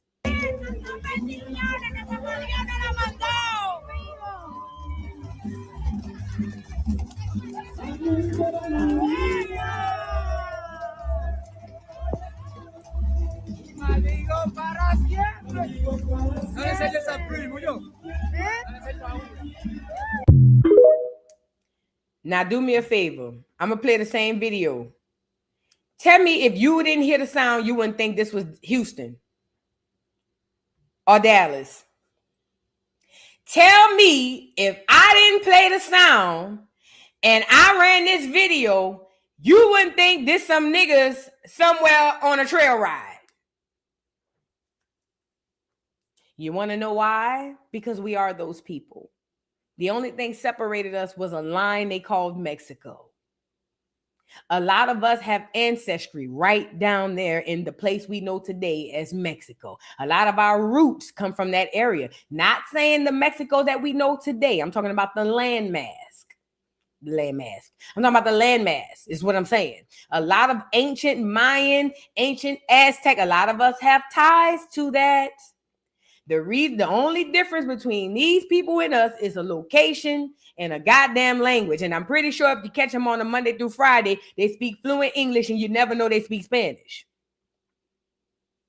And some might say the blacks in Mexico are cosplaying the blacks in Texas. That's not true. The blacks in Texas are the blacks in Mexico. Does that make sense? The blacks in Louisiana are the blacks in Mexico. The blacks in Florida are the blacks in Mexico. Does that make sense? I'm not saying everybody come from there, but what I'm saying is there are very rich, deep ties to this, to the black people who are there. Those are our people. The only thing different between them is now they're Mexican and they speak Mexican language. But them our people. Not the ones you see today. Not the little Mario and Luigi motherfuckers you see on a day-to-day basis running around here saying black and brown community. Not them. These is your people, Black America. Do you understand what I'm saying to you? I'm not, because only thing separate, I don't need you to think about it the way we think about the world today. Because if you think about the world today, you say, no, it's not true. They're Mexican. Yes, socially. Yes, culturally. I'm telling you, we all was on one big landmass called Turtle Island before they separated Mexico, United States, and goddamn Canada. This was one landmass, and the people who was in Mexico was all up and through Florida, Texas, Mississippi, Alabama. Why you think when you go through Georgia, Alabama, they still sell tamales? Stop me when I start lying. If you ride through the South, Florida, Texas, Alabama, Mississippi, Louisiana, and goddamn, did I say that Texas? I can't speak on no other places. All of those states are big on what? Tamales. That's because it wasn't a Mexican thing. It was our thing. Does that make sense? Okay. Same people. Just not the ones you see today who cosplaying these people. The ones you see today are cosplaying these people. That's what I want you to know. Somebody said slaves went to Mexico after people escaped to Mexico. Yes, not only that, Black Americans went to help with them fight the Mesoamerican War, and they came up to the South and helped fight in the Seminole War because we weren't separated. Tribal wise, yes, but what I'm saying is we were all kind of like on the same side. Yay, we were all on the same side. That's why I told you the Mexicans you see today are clones, test tube babies, Cabbage Patch Kids, replicas of the real people who look like me and they look like you. You wouldn't know they was Mexican until they start saying, oh, then you be like, bitch. Yay. Them the ones you'll see go viral on social media and they say, I was in front of this line. I was in line with this lady and these Mexicans started speaking in Spanish and they were saying this, that, and the third, and they were shocked when I spoke fluent Spanish. Them our people. Them is our people, okay? Never forget it. Them is our people. Now, let's move on. Hold on. That was a little honorable mention I want to show y'all. Let me pull this Okada dude. All right. Nigerian tethers are just so, it's just so annoying. Like, bruh, like, and first of all, let's say this. Nigeria is beefing with Ghana too. Right now, currently in Ghana, I told y'all before we talked about this, the Nigerians who've gone over to Ghana are cosplaying the Ghanaians. Now, this is my problem with the Ghanaians. You bitches come all the way over here and cosplay us too. So I don't feel bad for y'all. Stop cosplaying us and maybe they'll stop cosplaying you. Okay? And that's to the Ghana people. Okay? Now, why is this important? The Nigerians are not wanted nowhere. They act worse than the colonizer. They act worse than the clears. They almost they weird to me, bro. I'm no shade. Shout out to Nigeria, and this is no shade to all the Nigerians. I'm speaking specifically of the Nigerians that come over to America, cosplay as Black Americans, but swear to God they have all this Nigerian pride and then act like they're not doing it, okay? That's the Nigerians I'm talking to. Like this little boy here. Now he's sitting there looking like a Black American, and I don't want nobody to say, well, what do you mean? Because he's Black and he's got dreads? Black Americans don't own dreads. No, we don't. But the way in which you mother pluckers exist does belong to us. Remember, you wasn't combing your hair until we showed you how. You wasn't washing your ass until we showed you how. Black America, that is. That's why to this day, we the cleanest group of people on the face of this earth. Not no African, not no shade, not no Caribbean, not no none of them. To this day, Black Americans are the cleanest people on the face of this earth because we are the ones taught the world how to bathe.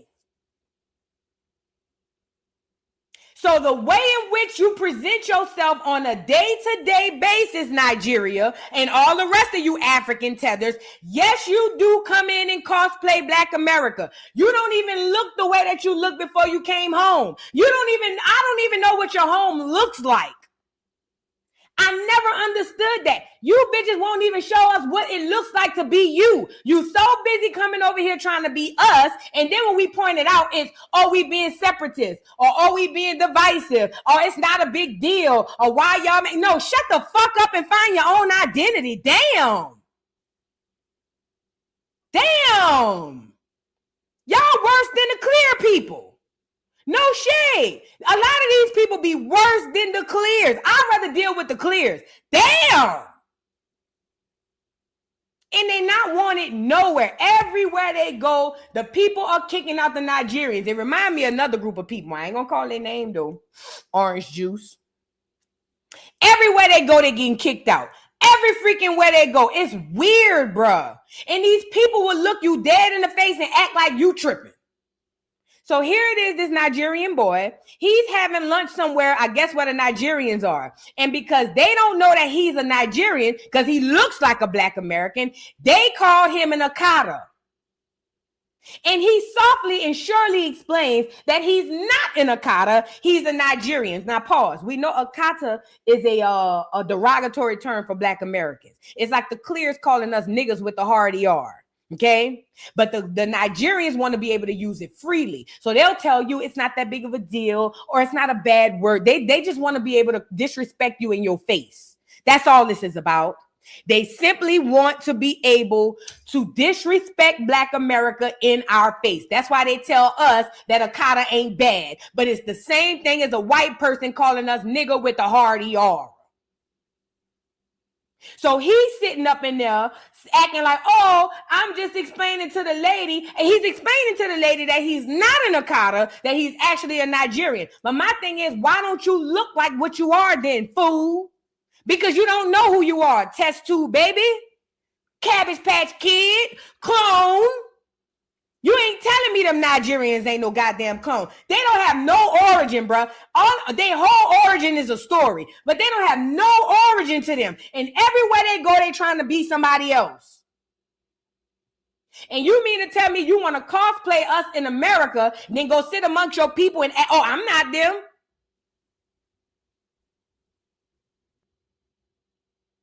I need Black America to understand this. I don't give a damn about them damn Africans. I'm talking to you, Black America, because I need you to witness this. And not only witness it, understand the lesson in it. Let's get into the first clip. This is him with the lady, and he's going to explain to her when she called him an Akata that he's not an Akata. Let's get into it. I didn't know that they're not Akata. Right. I'm a member of Akata. I know Akata. Yeah. I know. She said we are not Akata. No, like we have sense. Like as in, I can do tattoo. I can, do my hair like this. Yeah. But when it comes down to like my mindset, I know who I am. I didn't know that. I can do my hair like this. I can get the tattoos, but when it come down to the mindset, I know who I am. And Black America, this is why I get on here every day telling you identity is the first key to freedom. Because when you know who you are, a bitch can't tell you nothing. And you can identify this really well. The joke is on Black America. Everybody is in on the joke except Black America. Everybody get to know who they are, but they don't want us to know who we are. That's the key. Keep you stupid. Keep you dumb. So they get to look like you, reap all of your benefits, and still maintain their identity. Are you waking up yet, Black America? This message is not for them. This message is for Black America. Have you caught up yet? They get to wear your clothes, wear you like a fucking skin suit. And then they get to go back home and say, oh, no, Kata, no. Because when I know, I have the tattoos and I have the dreads, but when it comes down, I know who I am on the inside. And he just told on himself. Because the Africans will tell you that tattoos and dreads are all black people thing. I told y'all tattoos and the way we do dreads come from here. All tattoos. That was you, Black America. You created that. You did that. They're going to lie and tell you it was an African. They're going to lie and tell you it was a clear. You did that. That's why you're the best at it. So when he go home and they see the tattoos, they automatically assume that he is a nigger. Why? Because we was the only ones doing it. It come from us. That's our shit. I bet you didn't even know it. We created tattoos. That's us, not the African. They don't get tattoos and chains and dreads till they come over here.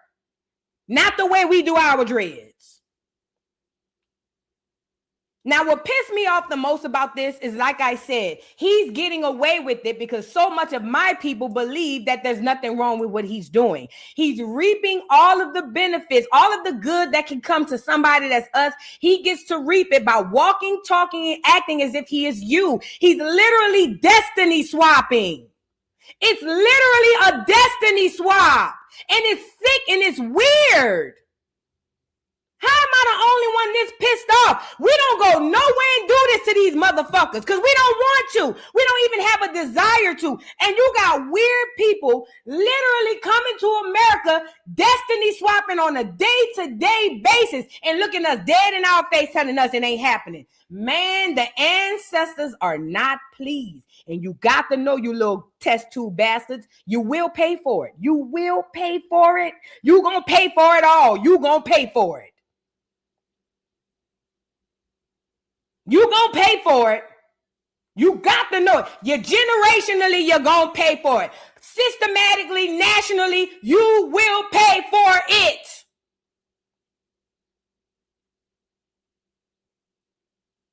It's sick.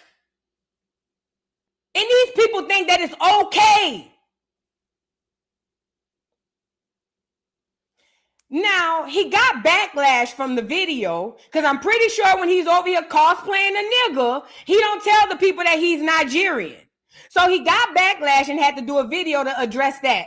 Child, this made me even mad. In his mind, he says because the lady was an elder, he shouldn't have disrespected her by correcting her and calling us a kata. So in his world, it's more important to respect that lady than to correct her by calling us a derogatory term. You, Black America, do not have allies. Nowhere. Africa is not your friend. Nigeria seems more like your enemy. I'm going to be honest. Okay? And these people will play in your face on a day-to-freaking-day basis every day. Oh, no, friend, we all the same. And right behind your back, Akata, I'm going to take this. I'm going to take that. It's time for their ass to go home. I ain't going to hold you. Let's get into him explaining, like I said, that it was more important to not disrespect the lady and correct her than to say, oh, my bad. Oh, no, I'm sorry. He said it was more important to not disrespect the lady than to correct her. Let's get into it. Don't comment on my video if you don't know me. Don't comment. Only this shit. Nah, guy, you are lame because madam. Anybody can get it. Okay, don't matter. Even the way he talked. Anybody can get it, or anybody can get it, or even his name, Official Finesse. Nothing about him is African. Nothing except that raglass accent. Ain't nothing about him African. Nothing. Nothing about him is African except his accent. He's talking like us with the accent and all. Listen, the whole world talks like you, Black America. The entire world walks, talk, eat shit, and act like you. But I'm talking about this one here right quick. The accent, get past the accent and listen to what he's saying. His name ain't even African. Let's get into it. I'm running back. Don't comment on my video if you don't know me. Don't comment. Only this shit. Nah, guy, you are lame because madam. Laugh for anyone, anybody can get it. Okay, it don't matter. You don't know me, you are coming to tell me about my life. And she, this lady, like, I'm being respectful. Like, that's the way I was raised up. I'm not telling this lady, oh, why are you calling me Akata? Why am I doing that for her? Why am I being the Akata that she's calling me? No, she just said I look like an Akata. It's not like, she just said I look like an Akata. I said, okay, I'm not an Akata. Like, I have sense. Anyway, muche is muche. You guys know what having sense is. Like, you have mind, you're not just doing rubbish. As in, guy, I work, I make money, I live by myself, I pay my own bills. Anyway, muche. I know they stay, I know they, I don't rob, I don't take water. So I don't fit the description, only like my dress, hair, tattoos. And I know that's the reason she said, because when I walked in the store, she was like, wait. Like, my brother was speaking, like, my language, like, I know Igbo. She was like, wait, you guys don't look like Nigerians, or, like, normally, typically, the way you guys act, tell me now all the time, nah, Igbo, I know. You guys always like, bro, you don't look Nigerian. Like, how are you speaking Igbo? Igbo pass me, self. Me within Nigeria, you speak Igbo pass me. Like, that's the same thing, right? So I'm not gonna, like, be rude back to the lady. Some of y'all talking about something like, bro, we gotta stop this shit, bro. You gotta defend that shit. You can't let a girl, like, you can't let a lady call you. Why am I calling it? Hey, Jesus. Why am I having? You saw how that accent went in and out? So when the friends was telling him, bro, you need to say something, don't let her disrespect her, he don't see why. It don't make sense to him. Look. Nigeria, you speak Igbo past me. Like, that's the same thing, right? So I'm not gonna, like, be rude back to the lady. Some of y'all talking about something like, bro, we gotta stop this shit, bro. You gotta defend that shit. You can't let a girl, like, you can't let a lady call you. Why am I calling it? Hey, Jesus. Why am I going back and forth with the older lady, right? Is okay, she called me an Akata, and so be it. You know what I'm saying? And I played it off, you know what I'm saying? I played it off. Like, why am I getting mad? They remind me of the orange juice people.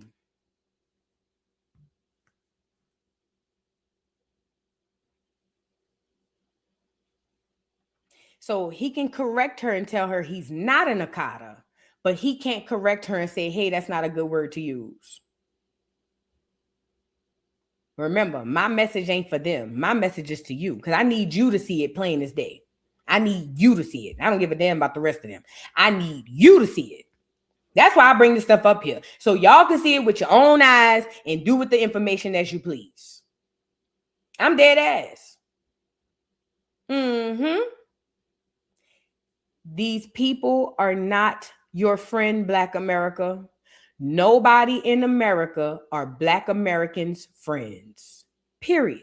I'm not saying onesie twosies. I'm talking about group wise. There's not one group here in America for the benefit of Black America. Everybody is here to take,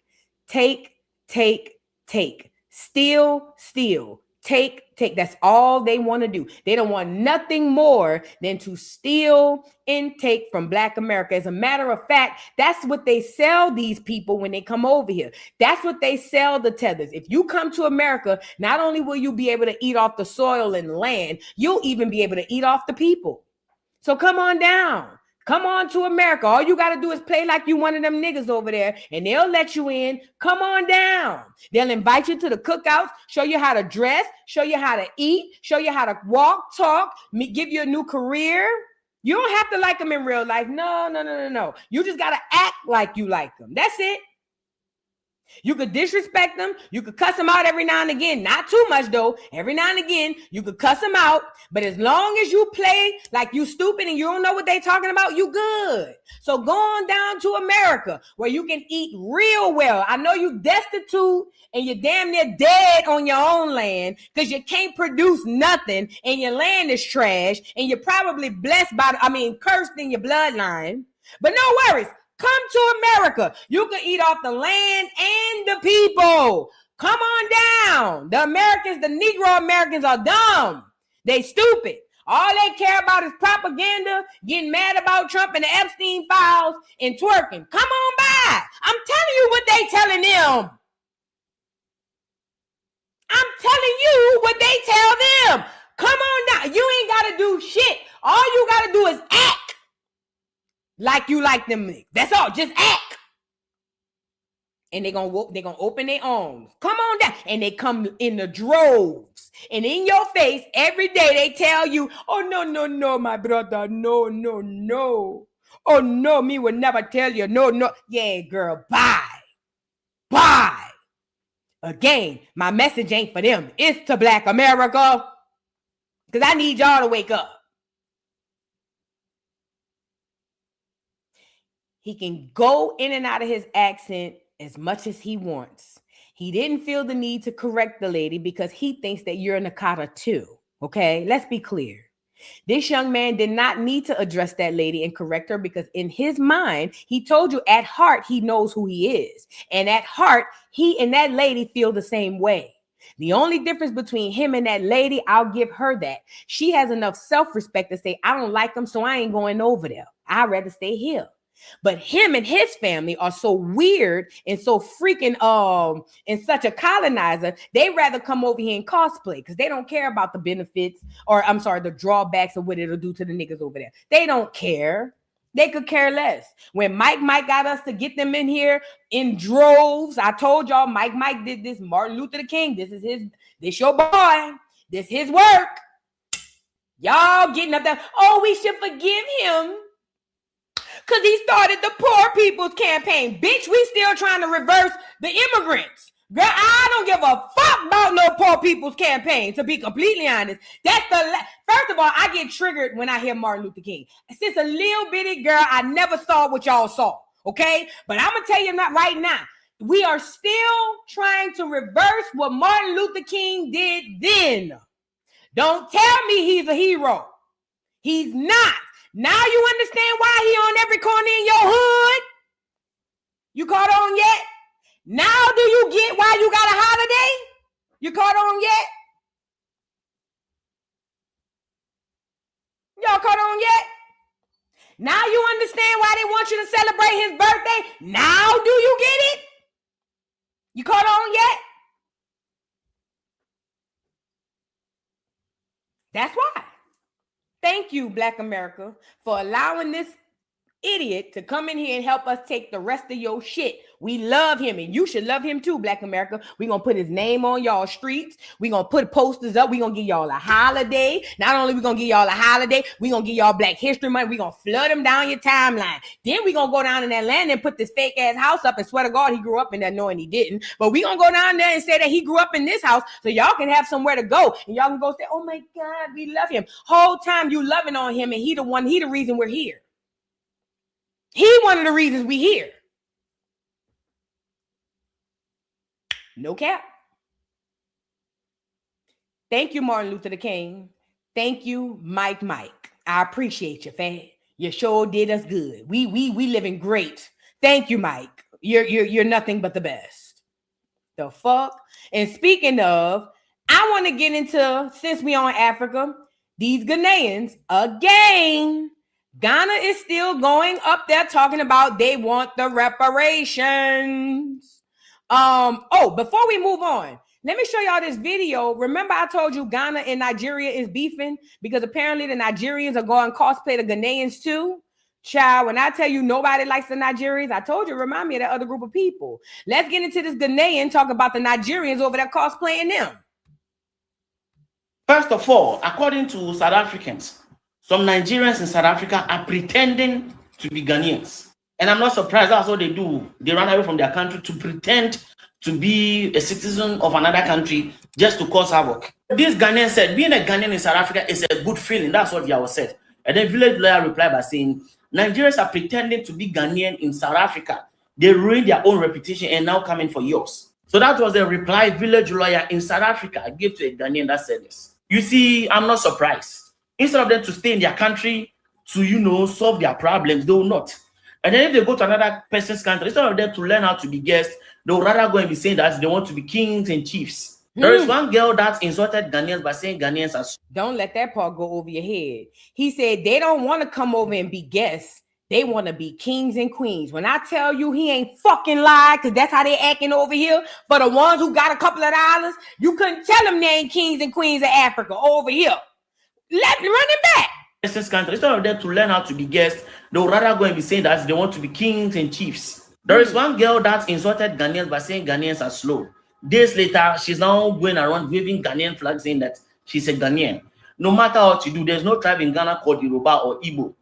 And if you want to, it's very easy to know who a Nigerian is in their accent. And, most of them are always online. Most Nigerians are always online flaunting Ghanaian passports. How they were able to get it, I don't know. So to the Ghanaians in South Africa, please always always be going around with your identity card to avoid being, you understand. I ain't gonna lie. I feel like if the Nigerians keep this up, this is no shade. If the Nigerians keep this up, it's gonna be bad for them. And I'm talking about as a whole. Then we're gonna be back into that whole Hitler bit. I'm starting to understand my boy Hitler, man.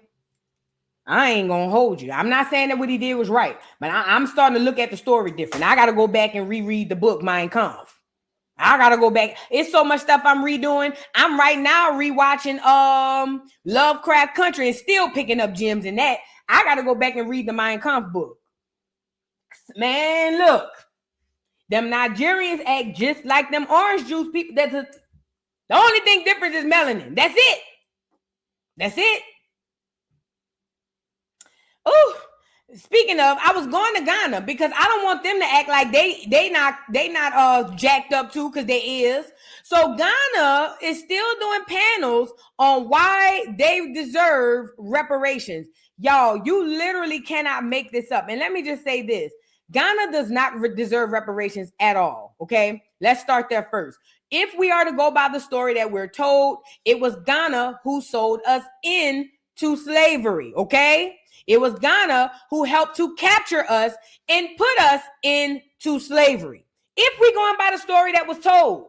So the idea that anybody that is of Black American descent is even thinking about uniting with these people, you are foolish, you are dumb, you are stupid, and your ancestors are probably kicking the damn table because they can't believe how dumb you are. These are not your friends. Your friends wouldn't sell you into slavery, Black Americans. Your friends wouldn't sell you into slavery, Black Americans. Okay? Now, here it is. Here's a Ghana representative on a platform speaking on why Ghana deserves reparations. You literally cannot make this up. Mind you, they the ones sold us. Let's get into it. In all these discussions of reparation, there's a view that is becoming prominent, which view is that we contributed in the slavery and that you cannot eat your cake and have it. You cannot sell slaves, collect money, chop it. 100, 500 years later, and you come back and say, give me more money or give me money. Who collected the slaves and where did they take them to? No, and that we did the selling, and that the Europeans, when they came and docked at the castle, we went into the hinterlands and they accused your ethnic group, the Fantis, that you were at the forefront using Cape Coast and Elmina Castle to sell people. Ooh, he getting him. So I know it's the accent might get in y'all way. He is telling him, he was like, how can you go say that you deserve reparations? He said, because when they talk about the slave trade and we talk about the Europeans who took them, he said it was said that your tribe were very instrumental in getting them there. So what this African want to ask this African is, I know you fucking lying. How can you say y'all deserve reparations when it was specifically y'all, who sold them? This is crazy. The castle, we went into the hinterlands and they accused your ethnic group, the Fantis, that you were at the forefront using Cape Coast and Elmina Castle to sell people. And so you were even middlemen, you buy and sell. So why would we, after doing a barter trade, which was legal at the time, come back and say, oh, pay us more? In all these discussions, this dude right here is on it. He basically asked the question that made the most common sense. If the story is that my tribe and your tribe helped sell these people, and then furthermore, your tribe was at the forefront, how in the hell can you go to the UN and the US and ask these people for reparations? This is the audacity of these people. This is the audacity of these people. Okay? Now, I want to get into a part where he spoke about why he believed the Ghanaians deserve reparations. Y'all, you can't make this shit up. This is what we're up against. This is what we are up against. But that's Black America fault. Stop taking everybody back and stop thinking that everybody is your friend. You don't have no friends. when he says those who benefited.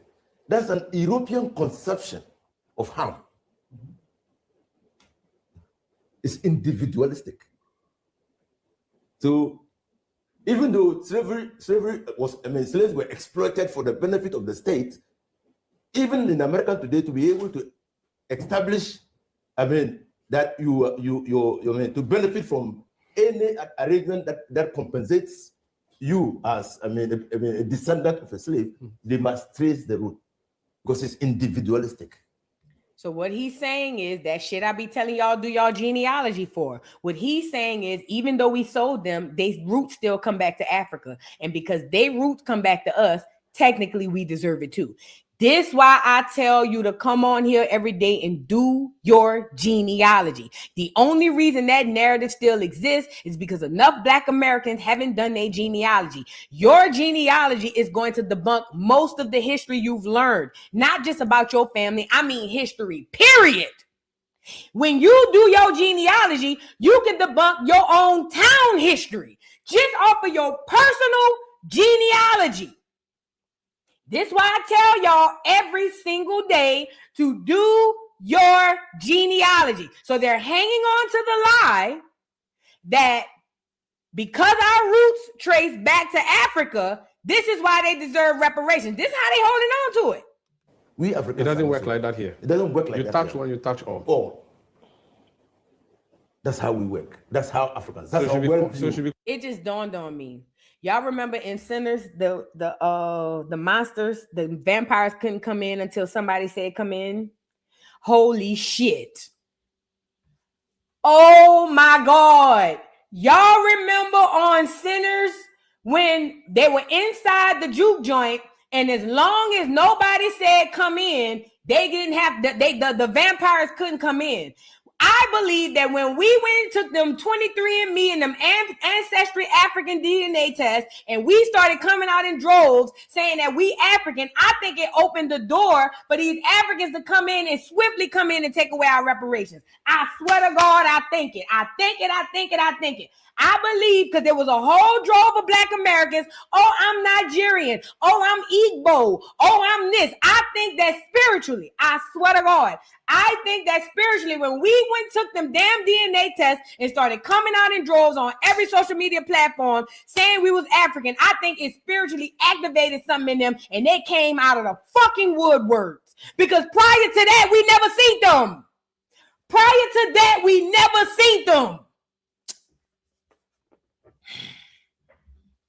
Holy shit. I believe that, man. Prior to that, we never seen these Africans. Not like this. Soon as we started, oh yeah, we African. We 23. I took my test. We this, that, and the third. Here they come. And everybody's doing the same thing. We can trace it back to Africa because y'all was saying that. Now, you can't even argue with them because we were saying it. Think about it. Now the same people who windmilled on other Black Americans to be African, now you got to go back and windmill on the African and say that you not. And I'm not going to lie. If I'm the African, you full of shit. Because how you going to say you ain't African when you was just over here a year ago saying I'm Africa this, Africa that? That is insane. The trick was the DNA test.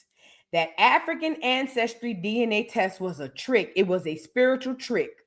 It was one of the many things, but one of the things was a spiritual trick to get Black Americans in droves to say, come in, like get out. It's the same thing. As long as a large number of Black Americans admitted that they were African, y'all niggas done unlocked the goddamn skeleton key or some shit.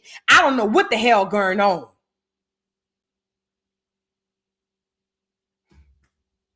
Oh my God. Let me let these people finish. Oh my God. Let's get back into it. Continent wide. Or nation-wide. No, it's continent. Continent-wide. That's why. But he says. That's why for the first time, 56 African nations agreed. Were united in their belief that this is the way. But Manasseh says, target the Caribbean, target the Black Americans. They are the ones who suffered directly. They can trace it to their great-grandfather who was put in a ship and moved from Elmina all the way to only God knows where. but not you, Inusa Fuseni, who is in Ghana, who was not affected in any way from Tamale. Those of our ancestors who could confer benefits on us, who were traded, who were moved to the United States, constituted a loss to us. Constituted a loss to us, whether within families or within nation states. And that's how we must look at it. He's trying to say, when he says do, what he's trying to say is that because the Africans that came to America would technically still be their ancestors, then technically it's kind of like we all the same. So according to him, even though his ancestors kidnapped your ancestors, he's saying because we all from Africa, we really the same. So technically we deserve the reparations too. That is insane. That is insane. I swear to God, I believe when a lot of Black Americans came out with that African ancestry, I think you niggas unlocked some shit with these Africans, man. I believe y'all unlocked some shit. And I'm saying y'all because I ain't never took it.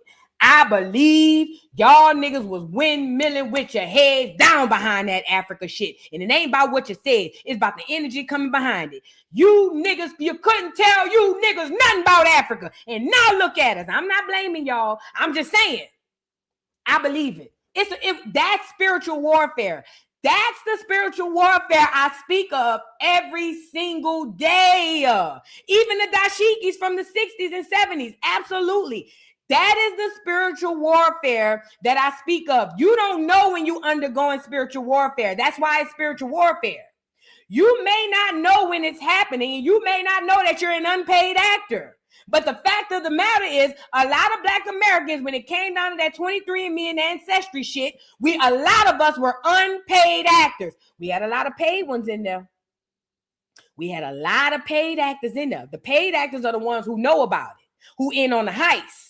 But we had a shit ton of unpaid ones. God damn it. I'm telling you, I knew it when it was happening. I just felt bad. Something about it just didn't sit right in my spirit. I swear. Man, no, that test not real. No, the test ain't real at all. But that's the trick.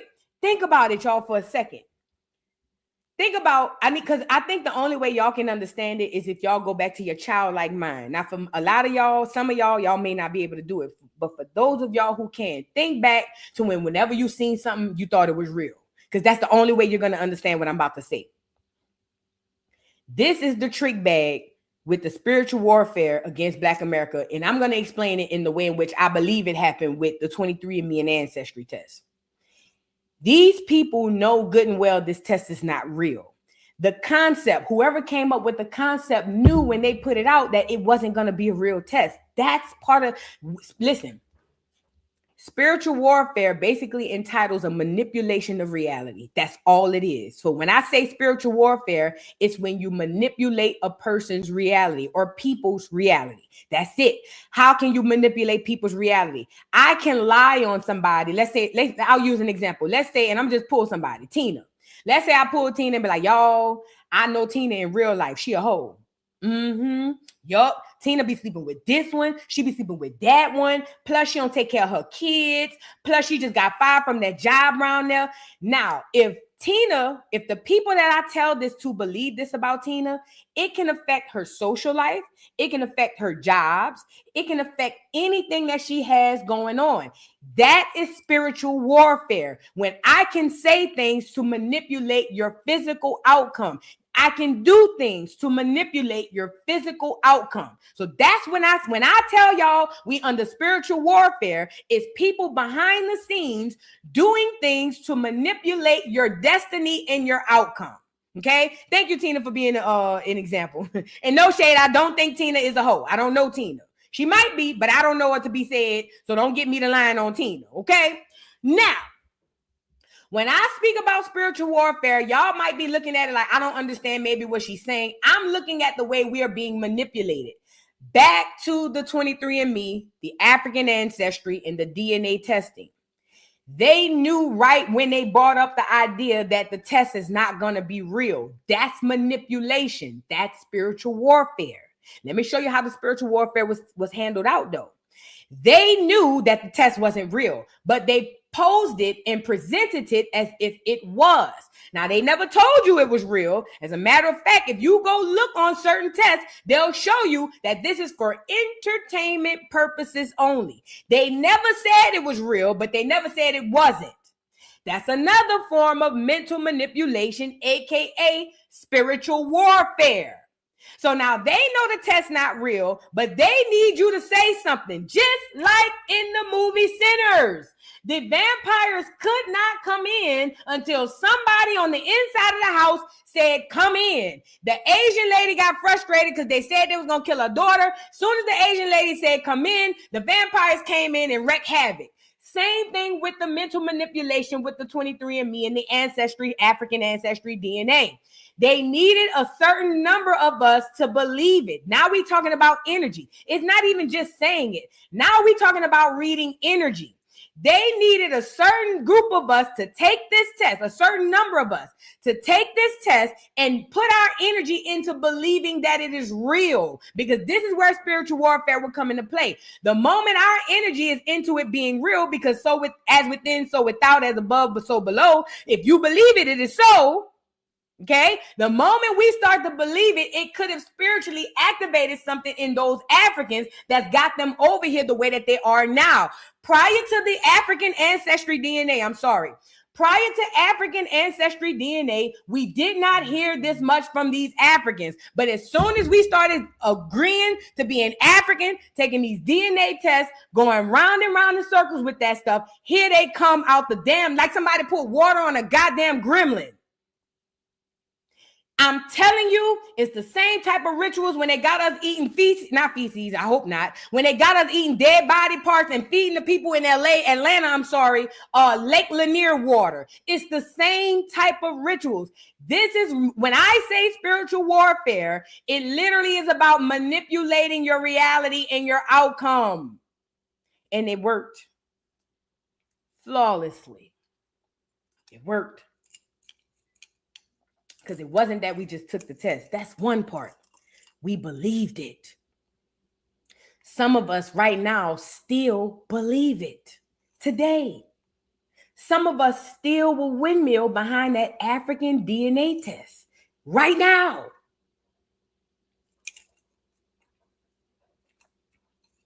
And I believe this is why God tapped me from doing just reality TV to come over here every single day and say, do your genealogy, because that's the only way to reverse the witchcraft. Oh my God.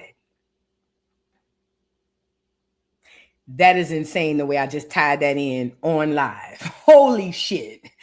This is insane. Okay, do your genealogy. That's because the only way to completely get rid of all of that is genealogy. Say what I said. That's the only way to stop you from believing in that is your documentation, aka your genealogy. Do your genealogy, Black America, please. Please do your genealogy. We got to get up out of this curse, man. We got to get up out of this curse. This is ridiculous. Thank you for the super chat. Knowledge gives gratitude. Says, if I had 71 surgeries and was in a coma, Tiger is rich. I think I read that one. Thank you so much. I appreciate you. Whitney Miller, thank you so much for the super chat. Says, hey girl, first time catching you live. Love your channel. Can I get a birthday shout out for turning 40 on Easter? Happy birthday, Whitney. Happy birthday, beautiful. I hope you had a good time and it's still your birthday, so still turn up. Enjoy the rest of your week, day, month, and everything. I'm so happy you're here, and thank you for your support, beautiful. Thank you. Deserving one, thank you for the super chat. Says, hey boo, got my babe merch today. Happy Friday. Speaking of, thank you boo, thank you for the alley-oop. Y'all, I got a shop called VoodooDollTVShop.com, where I created a brand called Babe, Black Americans versus Everybody. I have hats, I have shirts, I have hoodies, and I'm going to be putting some more stuff up here soon. But if you would like to support, the link is pinned to the top of the chat. That is VoodooDollTVShop.com. If you would like to support, VoodooDollTVShop.com. Thank you, deserving one. I appreciate you. Thank you. Jay New Orleans, thank you for the super chat. Thank you for being a member for 3 months. Says, as long as we're divided, people will always squeeze in between and take what they want. Thank you. You're absolutely right. Thank you, boo. And thank you for the super chat. Says happy Friday, Boo and Acorns. Love y'all down like a rap career after bad allegations. Stay woke though. A lot of stuff is intended to upset viewers. Facts. And that's the part right there. That's why I was trying to talk y'all off the ledge during the airport incident, because it's all a way to get your energy and get you riled up. Thank you, Boo. And thank you again for the super chat. Says people run their numbers up by rage baiting until it works. Until something works. Usually when you look at their older content, they're always reaching. Oh yeah. And I'm pretty sure, listen, that Nigerian dude and like all the other people know, in order to be successful and going viral, you got to mention Black America. They've mastered that. They've mastered that. But I'm going to use it as a teaching method. But you're absolutely right. They do be reaching, trying to go viral, trying to get their name known. But see, we need to switch that around. Oh, you want to go viral? You want to be known, huh? It ain't going to be for how you want to. Thank you. Thank you, Jay New Orleans. Ariel Israel, thank you so much for the super chat. Says Leviticus 19:28. Thank you for the Bible verse. Says, yea, shall not make any cuttings in your flesh for the dead, nor print any markings upon you. I am the Lord. Tasks were forbidden for God chosen people. I'm sorry. I don't know if that necessarily means that. That's up to interpretation. Some might say it could be referring to tattoos because he says no print marks on anything, but we got to take in the context of the scripture and who it is. That's why I don't really dibble and dabble in that. I just use the Bible as a tool. I'm not here to say what's right and what's wrong. I'm just using it as a tool. Okay, this works for me here. Let me plug that there and that there, da. Because when we get into that, you got to be completely honest. And I'm going to just be real, Ariel Israel. By your logic, then all of those ancient people that came before us were forbidden with God. Because tattooing, whether y'all want to believe it or not, is an ancient practice of Black Americans. Everything in the Bible ain't right. You know what I mean? That's why discernment always comes into play. Now, I'm not saying the scripture is wrong, but what I'm saying is for us to say that tattooing is bad is like the same thing as saying having gold teeth is bad. And we know that is ancestral. And we know that literally connects us to source. So you just got to be, it's just that Bible stuff is very, very, that's, you know what? This is why I don't pick the book up. That's why. Because I don't want to feel like I'm judging. I don't want to feel like, oh, you can't. Yeah. Thank you, Ari. I appreciate it. Dimple Poppin', thank you for the super chat. Says, can we get rid of Nubia Bianca forever, please? Bianca, is that the Nubia girl? Did she change her name? I think I am about to get rid of her. Because every time I see her, somebody complaining. What's going on? Nubia, you better send me an email. If you don't email me by this evening, I'm getting you up out the paint. Because every live I come on, I don't care if it's over here. I don't care if it's Educational Friday. Every live I come on is about 4 or 5 people in the chat saying, get rid of you. And I know I wanted to let you cook and let you live, girl. But every time I come on, people are saying something. I got to start dealing with the people now at this point. So you better have a good excuse this evening. And Bianca, you saying because they're weird. Girl, I'm telling you now, I'm about to pack you up out the paint. Matter of fact, let me just go ahead and get you out now. Because I just feel like my spirit is telling me go ahead and pack you up. Let me pack you up, Fed. Let me pack you up. And Bianca, girl, I feel like you the kind of girl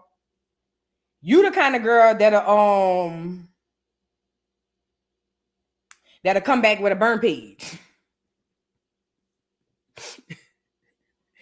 Bianca, the type of bitch that'll come back. You know what's crazy? Bianca might be somebody I know. You know, they weird too. But don't worry about it.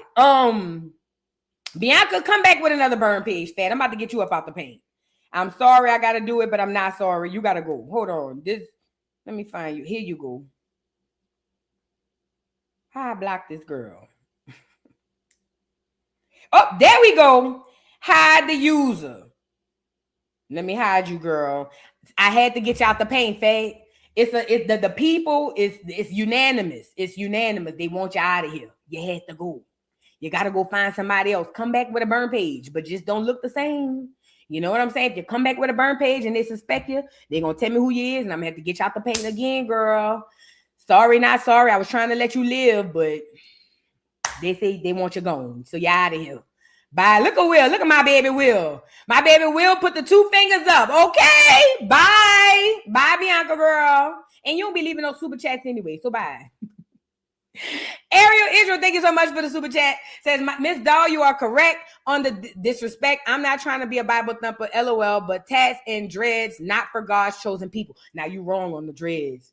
Ariel, you wrong on the dreads. I ain't gonna lie. Ariel, the locks are literally antennas to connect you to God. You wrong on, even we can go back and forth and you might be right on the tattoos, but Ariel, you 100% wrong on the locks. That's that colonizer mindset. You 1,000,000,000% wrong on the locks. And I could stand on, I put my neck on the chopping board for that one. I'm sorry, you emphatically wrong. Yeah. I implore you to do a little bit more research on the locks. Don't just, and this is what I'm saying too. Let me put you down. This is what I'm saying too. I ain't gonna say this is the problem, but this is what I run into when I run into people who only use the Bible. When you only use the Bible as your source, it puts you in that same indoctrination as all these other systems. You know what I mean? Because at the end of the day, the Bible should be referenced. It should be used as a reference. It shouldn't be the tell-all be-all. You know, and the fact that our locks are literal connections to source, to the earth, to the universe, to the Most High God, it has to be the enemy to come and tell you to cut that off. Hell, even in Avatar movies, they all got locks. All of the ancient beings in the Bible, most of them had locks. What's King Solomon had locks? What was the boy who they cut it? Was it King Solomon that cut his locks off and got his power away? Come on now. Don't get me to, don't make me Bible debate now. Who it was got the locks cut off and he lost his power? Put his name in the chat. I know what I remember it at the doggone Sunday school. I know what I saw. I was there when they read it. It was somebody in the book, Samson. That's who it was. Samson had the locks. And they cut his locks off and took his power. Yeah, you might want to go back and research that, my love. You got to go back and research that. I die on that sword. Locks ain't not. No, I'm going to die on that one. I'm going to die on that one. Niggas say God don't like weed. You know, quiet as it's kept, you might be right. Yeah, the locks ain't bad. Hey, you got to come. Hey, I just employ people who are really good, big on the Bible. I think you should just find other references to kind of confirm what you're reading in the Bible. I know that's hard. Let's move on. Thank you for the super chat. KBin4155 says, thank you for being a member for 2 months. Says, Vu, the founding fathers of NASA were known Satanists. Sound about right. Werner von Braun, Jack Parsons, and Aleister Crowley. And NASA was created to distance us from God. Now that sums up and makes sense to everything I was thinking. I always thought as a kid NASA was a joke. The moon, the astronauts, all of that. I always thought it was cap. But now that makes all the sense. Thank you, K-Ben. Knowledge gives gratitude. Thank you for the super chat. Says Bianca Nubia is an op. Put her on the Summer Jam screen again. I got her out the paint. She good. She gone. She gonna come back with another page. Y'all keep an eye on her. Look at how she posts. She'll be back. Trust me. Something about Bianca get me thrown all the way off. She'll be back. Bianca gonna make her another page, and she'll be back by the morning Joce Monday evening. Matter of fact, Bianca gonna be back on another page by the Educational Friday in a couple of hours. Bianca give me throw in the head, no shade. And shout out to Bianca girl. Hey, it's Trey. Thank you for the super chat. Says, so because they didn't benefit from the sale, they want reparations. That's what it sounds like. That's gangster for real. May God repay them all. I'm trying not to hate them, but hey man, I ain't saying you should hate them. But what I'm saying is you're absolutely right. That's all I'm going to say. Yes, they want to profit off of their profit or the lack thereof their profit. That's insane. Dimple Poppin', thank you for the super chat. Says, now for real, she got to go. She's trying to tell your audience to not do their genealogy because they won't find nothing past 4 generations. Oh, for real? Definitely a paid op. I'm glad I got you out the paint. Bianca, now I know you still in here because you ain't got nowhere else to go. Bianca, please don't come back. I'm begging you, fat. Go find somebody else to troll. They got so many people on the internet, girl. You want me to give you somebody to troll? Go by this page here.